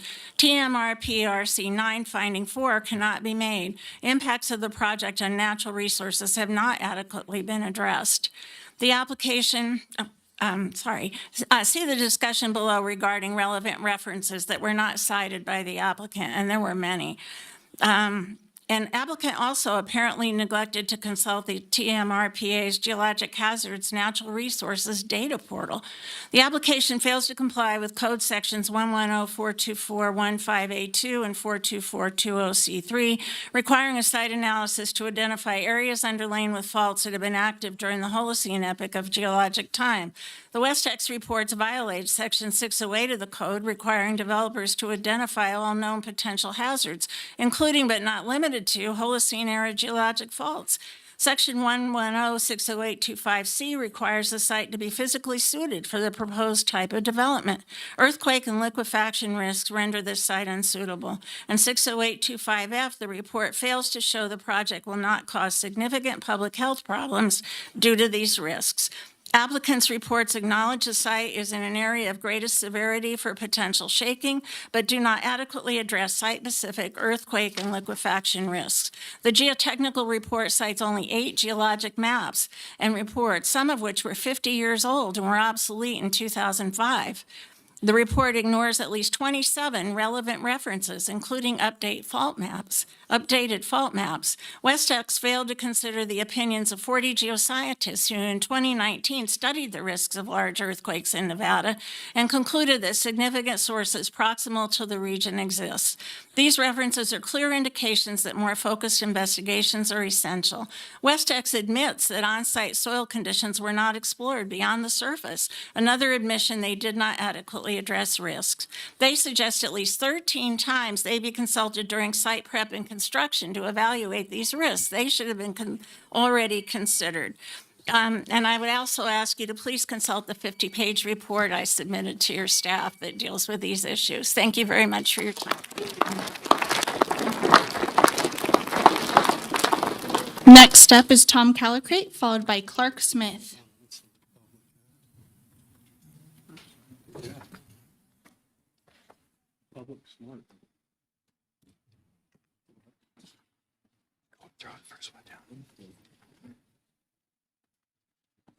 Good evening, Commissioners. My name is Tom Callicrate. I'm a resident of New Washoe City and a certified professional geologist. Please enter my comments and figures into the record. I'll show that Sierra Reflections project is out of compliance with Regional Goal number 2, natural resources, and conformance review finding number 4, natural resources cannot be made. Figure 1 shows the location of seroreflections defined zones. At this time, Zone 1 is the focus with regards to mercury contamination. However, more testing may reveal additional toxic areas. Figure 2 shows Zone 1 is a water-saturated wetlands where seroreflection plans to develop 304 parcels. Wetlands are a natural sink for mercury containment. Disturbing the wetlands may unleash a cascade of ecological and health hazard issues all the way to the Truckee River. Figure 3 displays the same Zone 1 area where mercury contamination occurs throughout the wetlands. It also shows the sampling density is too widespread, so that every parcel is tested. Further infill sampling should be done on 50 by 50 foot grid. Figure 4 shows areas where seroreflections failed to complete the sampling for mercury. Approximately 1/4 of Zone 1 has not been adequately sampled. Not sampling in 17 locations along Steamboat Creek deprived us of critical information regarding current and future health hazard issues that may affect local seroreflections residents and those downstream.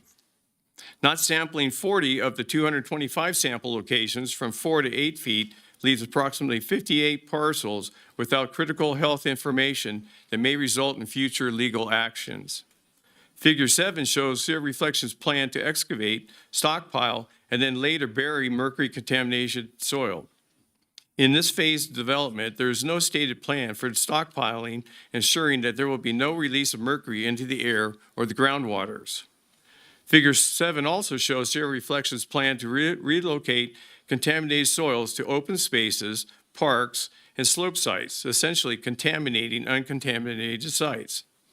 These new contaminated sites will be considered a national mercury waste repository site, with the owner and the developer liable for mercury contamination and requiring costly long-term testing, response plans, and possible future liabilities and lawsuits. In conclusion, seroreflection needs to either remove all the mercury contaminated soil to a hazard waste disposal site, or seroreflection should just not develop 304 parcels in Zone 1. Development Zone 1 presents numerous serious health and safety liabilities and is not suitable for residential development. Thank you for letting me present the information.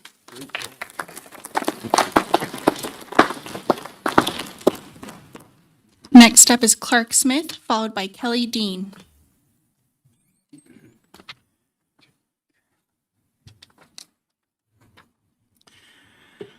Please enter my comments and exhibits into the record. I'm Clark Smith, resident of Washoe Valley for 42 years and with graduate degrees in chemistry and geochemistry. None of the plans for Washoe County development include discussions about historical mercury, specifically the Carson River Superfund site. Map 21. We have just seen that toxic mercury exists in the wetlands, sequestered by chemical and physical filtering, protected from erosion. Effectively, wetlands have to be sufficiently large to give enough time for these natural processes to work.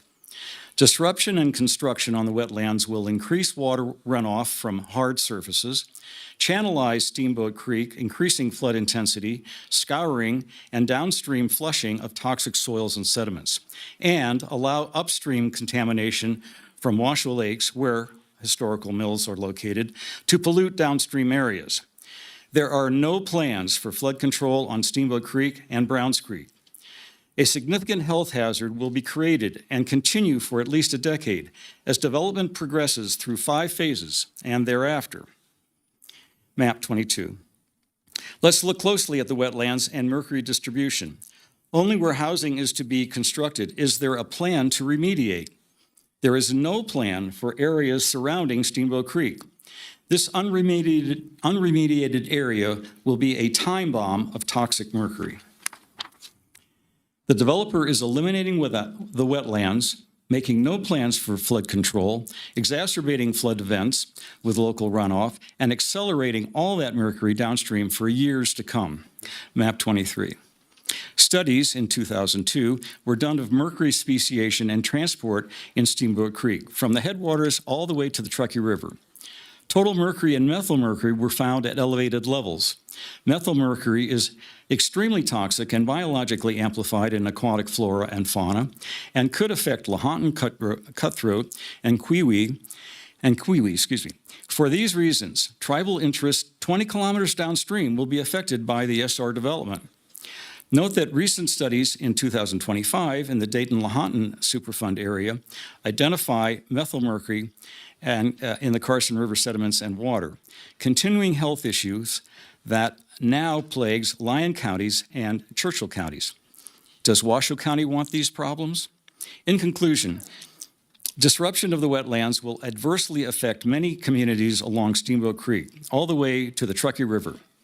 This should be a major county issue, not to be ignored. Map 24. There is more mercury than has yet been discovered because to date, no sampling and widespread sampling have left large areas untested. Map 25. The wetlands are effectively keeping downstream mercury and methylmercury below toxic levels. Destruction of the wetlands will create a cascade of ecological, health, and legal issues. Do not allow construction on the wetlands. Thank you.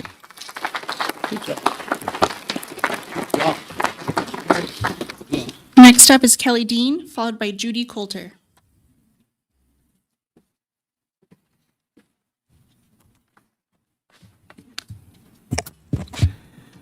My name is Kelly Dean. Please enter my comments and exhibits into the record. The Sierra Reflections Project proposes a park which the applicant calls Community Park Number 1. This park is located near the confluence of Browns and Steamboat Creeks. Get that out there.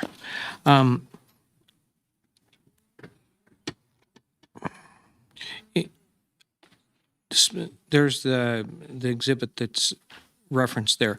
The applicant proposes to close the park by constructing a 12-foot-high masonry retaining wall along Steamboat Creek. This wall will destroy a third of a mile of the scenic quality of Steamboat Creek Canyon. Building this large retaining wall along sensitive riparian environment will destroy natural vegetation, the habitat of sensitive and endangered species. This is in violation of Regional Goal Number 2, Natural Resources in Table 2.1. The wall extends into an area designated by the applicant's hydraulic study as wetlands, which are waters of the United States.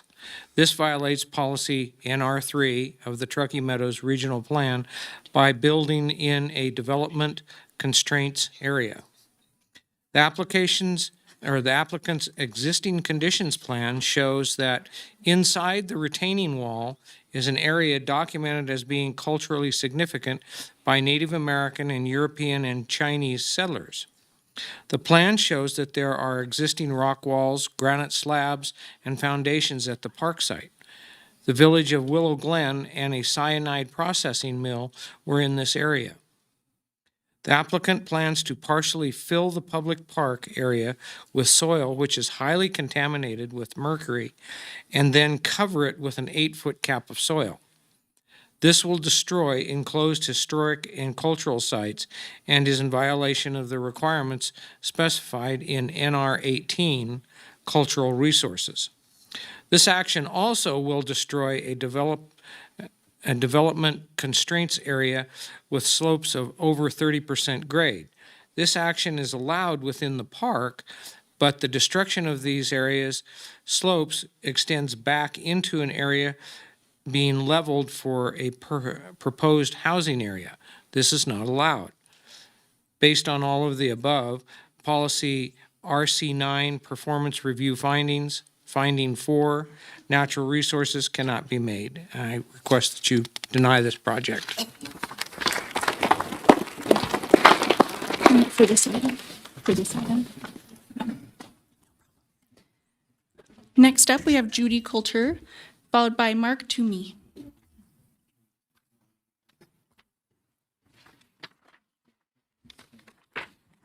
Hello, I'm Judy Coulter, a 46-year resident of this area, and I am, please enter my comments in the record.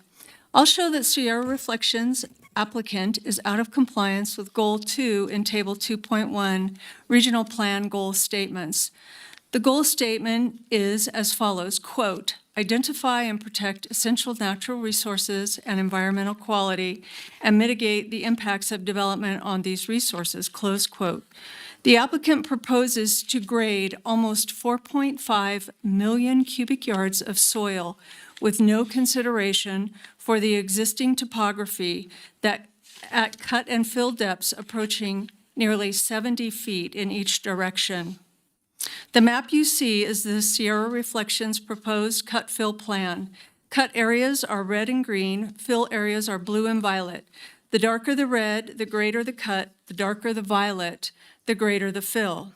The applicant proposes to grade the terrain to create terraces of about 3% slope in areas where houses will be built. This action is out of compliance with the Truckee Meadows Regional Plan, Chapter 3, implementing the Regional Vision, Natural Resources section, Objectives, and Washoe County Development Code, Article 424, Hillside Development. Section 35, Grading and Drainage Standards, sets standards for grading hillside properties. Subsection A1, grading shall relate to natural topography, with the natural topography maintained to the greatest extent possible. Subsection 2A, where alteration to the natural topography is necessary, graded slopes shall be contoured to provide a smooth and gradual transition of grading and natural slopes while maintaining the basic character of the terrain. And here are some examples, and you have a really great one right up here in Washoe County's mission statement. Subsection A3, standard pad grading or terracing, which results in grading outside the building footprint and access area, shall be discouraged. Subsection A5, grading, shall create varying gradients in order to avoid a, quote, manufactured, close quote, appearance. As part of the grading, the applicant proposes to destroy the 100-year floodplain by covering it with 8 feet of dirt. This floodplain is also a TMRPA, Natural Resource Consideration Area, Critical Water Source Protection Area, and Habitat for Endangered and Threatened Species. This action further violates Section 35, which states in subsection A6 that grading in environmentally sensitive habitat areas shall occur only when necessary to protect, maintain, enhance, and restore the habitat. Doesn't meet finding number 4, and please deny this application. Thank you. Mark. Next up, we have Mark Toomey, followed by Bob Rusk.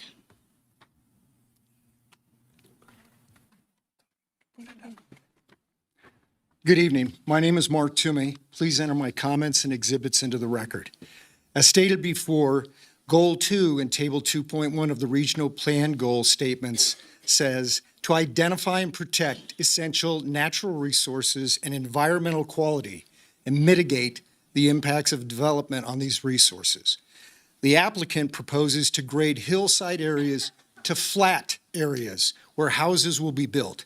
This is out of compliance with Washoe County plans and codes related to hillside development, as directed by the Truckee Meadows Regional Plan Policy, NR6, dealing with slopes of 15 to 30 degrees. Article 424, Section 30, building location states the following standards are intended to encourage compatibility between development and existing hillside and vegetation character. Number 1, Section 30 states, structure should be located on the natural slope of the land rather than on man-made pads and terraces. This is shown in the displayed figure. Section 30 continues, for projects with multiple buildings, structure should be sited in staggered arrangements and height variation to minimize a walled effect. Section 30 continues, the following standards are intended to encourage building design that is compatible with the character of hillsides and ridgelines and minimize alteration of the natural landforms. Finally, Section 30 states, split pad and stepped foundation shall be encouraged so that buildings step down or step up with the natural slope to avoid padding and terracing. Number 2, Section 30 lot configuration states, the following standards are intended to ensure platting of new lots which reflect the natural character of hillside properties as shown in the figure. Section 30 requires stable and sufficiently usable land be provided for each lot. Section 30 requires that building envelopes, disturbed areas, and undisturbed areas for each created lot be shown on the tentative map. Section 30 requires safe and adequate access to public streets without requiring massive grading or vegetation removal. Number 3, the Sierra Reflections application meets none of the hillside development planning location standards. As shown in the preliminary landscape plan, they propose to cut and fill the natural terrain to create level terraces and build high-density homes all in stacked rows. Due to incompatibility with Truckee Meadows regional planning goals, finding number 4, natural resources, it can't be made for this project. In its current condition, this application should be denied. Thank you for your time. Next up is Bob Rusk, followed by Aaron Sutherland.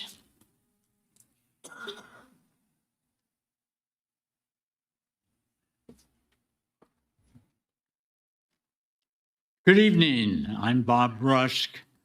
I'm a former Washoe County Commissioner for 2 terms. In my experience, this project is one of the most deeply flawed I have seen. Now consider that I'm the oldest person in this room and perhaps the smartest, but only if this board agrees with me and all these 30 people that just spoke to you. I will summarize this by projecting this in content with how it fails to conform the goals and policies of the 24 Truckee Meadows Regional Plan. You have heard from 30-plus speakers who have presented their information, findings in detail. This testimony has been provided because it is necessary to consider the merits, if any, and the many deficiencies of the project in order for the Regional Planning Commission to make its determination. Finding 2, regional form. The proposed project is incompatible with existing densities, incompatible with surrounding land uses, fails to maintain existing neighborhoods or provide urban infill. Finding 3, public facilities and services. The proposed project fails to provide access to public transportation, depends on an unstable regional highway for access, fails to comply with the Regional Water Management Plan, fails to have adequate fire services in place for the construction and occupation of a project this size. Finding 4, natural resources. The proposed project does not provide the following.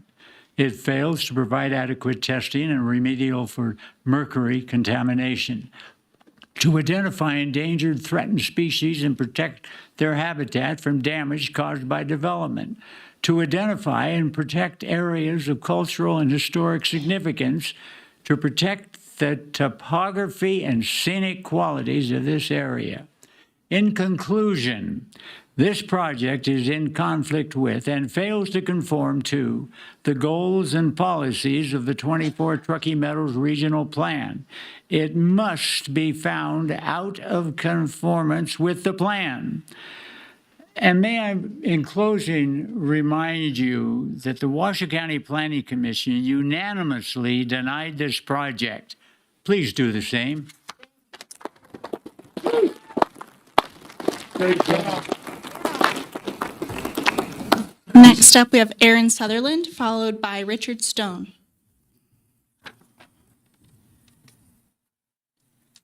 Good evening, Commissioners. My name is Aaron Sutherland. Please enter my comments into the record. I ask you to uphold the unanimous denial decision based upon the Planning Commission, your subject matter experts regarding this application. I'm a retired chief pilot from the Nevada Army National Guard and State Emergency Management and Wildland Firefighting pilot. I'm a certified safety professional and accident investigator for the Department of Transportation and the NTSB, though I do not represent those agencies today. I'm a 16-year resident, Pleasant Valley, and recently changed to the vice president for the Pleasant Valley Steamboat Landowner Association, representing 320 homes and 11 businesses who all request your denial of this application. 51% of the homes between Highway 431 and East Lake Boulevard have large animal growth on them, whether it's poultry, swine, cattle, horses, goats, you name it. The disturbance of this mercury site is these farms are downwind and downstream of the disturbance of these mercury sites. The Murray Ranch and other agriculture producers are producing beef and hay, which is exposing the potential of putting that mercury into the contaminating human and animal food supply. The traffic issues with these two roundabouts that are proposed, the north-facing Highway 395 hill does not get direct sunlight on it to melt off the ice. So it results in, on average, 1.3 accidents per snow event. That will drastically increase when you put 2 choke points in. In the last 24 months, we've experienced 6 fatalities between East Lake Boulevard and 431, excuse me. The unique situation for evacuation in this Pleasant Valley area falls under TLAR, which is Technical Large Animal Rescue. These aren't families that jump into a Toyota Corolla and take off. This is a 1-ton truck loaded up with a fifth wheel trailer with sometimes up to 8 animals loaded into them to try and get out of this place. We have a large animal vet hospital averaging 20 to 30 animals on station at all time. Those are sick, injured animals to try and load in an emergency. I've done it 4 times in my life that I've lived there. The evacuation of the residents, and that doesn't include when schools are going on. The Collin Fire that took place in 2012 moved across that area at 40 miles an hour. In 2018, I was flying on the Paradise Fire. I watched 85 people die in their vehicles because they could not get out, and I couldn't do anything to get to them. Don't let this happen here. Right on.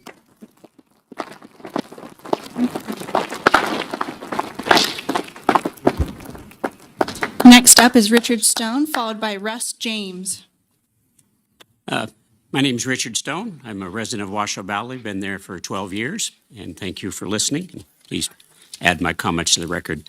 3 concerns, some of which have been expressed already, but my primary one is water. Big surprise, we live out in the West. Water's a problem, right? Fights over that. People get shot over water. It's terrible. But we're told that, kind of hand-waving, that Truckee Meadows is going to take care of the water. The detail is, where are they going to get the water? And we already have heard some of the problems in Pleasant Valley of their own wells and their concerns about additional draw in their basin. Well, Washoe Valley is the next over basin, and my understanding is that they're going to try to get a waiver and suck water out of the Washoe Valley Basin to help them with their water demands for, the increasing growth all over. That is pretty frightening to us because we're all dependent on wells over there. I don't expect Truckee Meadows to show over there with city water anytime soon. And one of the concerns too is, so Truckee Meadows does provide water for people in Pleasant Valley, even Washoe Valley. The water needs of rural areas with livestock are considerably different than the water needs for people in urban areas. It's pretty easy in the urban area to have a rock front yard instead of a grass lawn. You have a small area to take care of. It's fairly simple.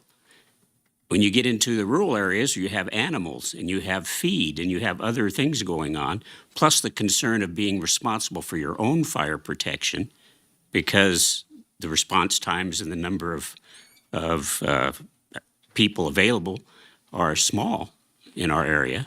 You've got to have plenty of water on hand to take care of yourself. And my concern is that there's the quick dismissal, Truckee Water's Water Authority will take care of it, is not addressing the concerns of the people whose water tables are being taxed or burdened by additional loads.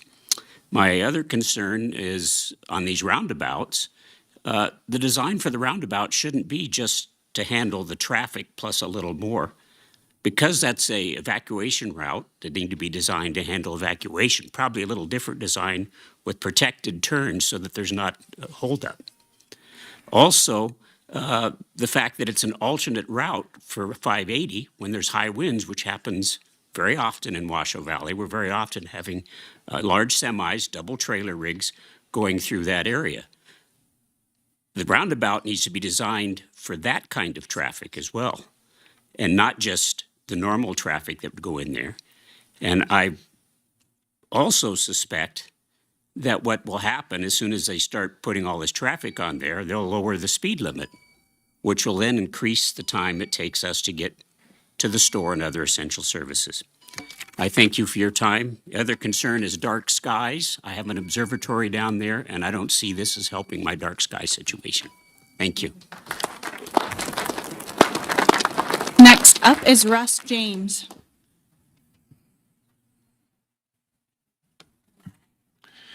Good evening, Chair, members of the Regional Planning Commission. For the record, my name is Russ James. I live at 300 Rhodes Road in Steamboat Valley. I've been involved with the Northern Nevada building and construction trades for over 30 years. In my time, I've been involved in many planning, zoning, and permitting issues in Northern Nevada. And I will tell you, I've seen my share of NIMBYs. It's not what I believe this is about. This is a group of people who care deeply about Washoe Valley and the rural lifestyle that it brings. And this project threatens that lifestyle. The application is deficient and non-compliant in too many ways to cover in 3 minutes.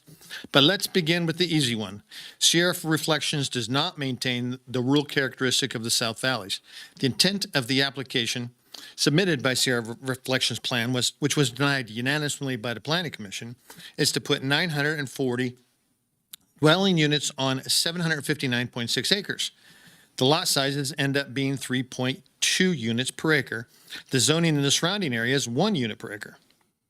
That's 1/3 the lot size of the average surrounding homes in the valley. Does that sound like it maintains the rural character of the valley to you? From the regional plan, page 24, the plan should control the footprint of the development, of new development, with policies to encourage development to occur in older and developed areas before going prematurely into undeveloped areas. It should conserve natural areas, natural resources, and direct growth to other areas. In the old plan, I believe this related to stopping urban sprawl and forcing infill. This is how growth should happen, by forcing redevelopment of blighted areas within the city. It is also meant to force the city to grow up and not out. It is also meant to keep rural areas as rural areas. One of the envisioned sustainability goals is to encourage density near urban areas and limit density in rural areas. There are major problems of noncompliance, and the proposal does not maintain the rural character of the valley. It does not meet the findings to be compliant with the South Valley's master plan. The allowance of open space development sounds nice, but that's not what it really is. Open space development allows for the transfer of density within the project as long as the overall project is within the parameters. What happens is this: they're allowed to transfer density in areas that are less desirable to other areas which are more desirable. What you end up with is more density on the good parcels, little or no development on more difficult spots to develop. That becomes the open space. What it also does is cover the better portion of the parcel with more density, which equals more houses, more concrete driveways, and more roads. Replenishing the aquifer is quite difficult through concrete driveways and roads. This is becoming a bigger and bigger problem. From a recent article in Nevada Current, throughout several parts of Nevada, significantly more groundwater is extracted than returned to aquifers each year, leading to declining water levels. The plan is, the submittal is cannot find a proof, the following findings cannot be made to approve a tentative subdivision map, plans consistency and design development. Based upon the above, asking for denial. Thank you. Thank you.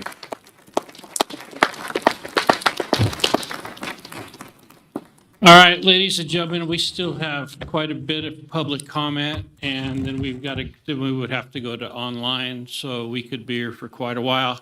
So it is my discretion that we are going to adjourn the meeting for tonight, and we are going to continue on in a couple of weeks with the next available appointment. Daytime. That would be great. I'm with you on that.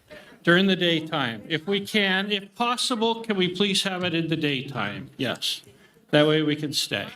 But with that said, ladies and gentlemen, it's 10:05, meeting's adjourned.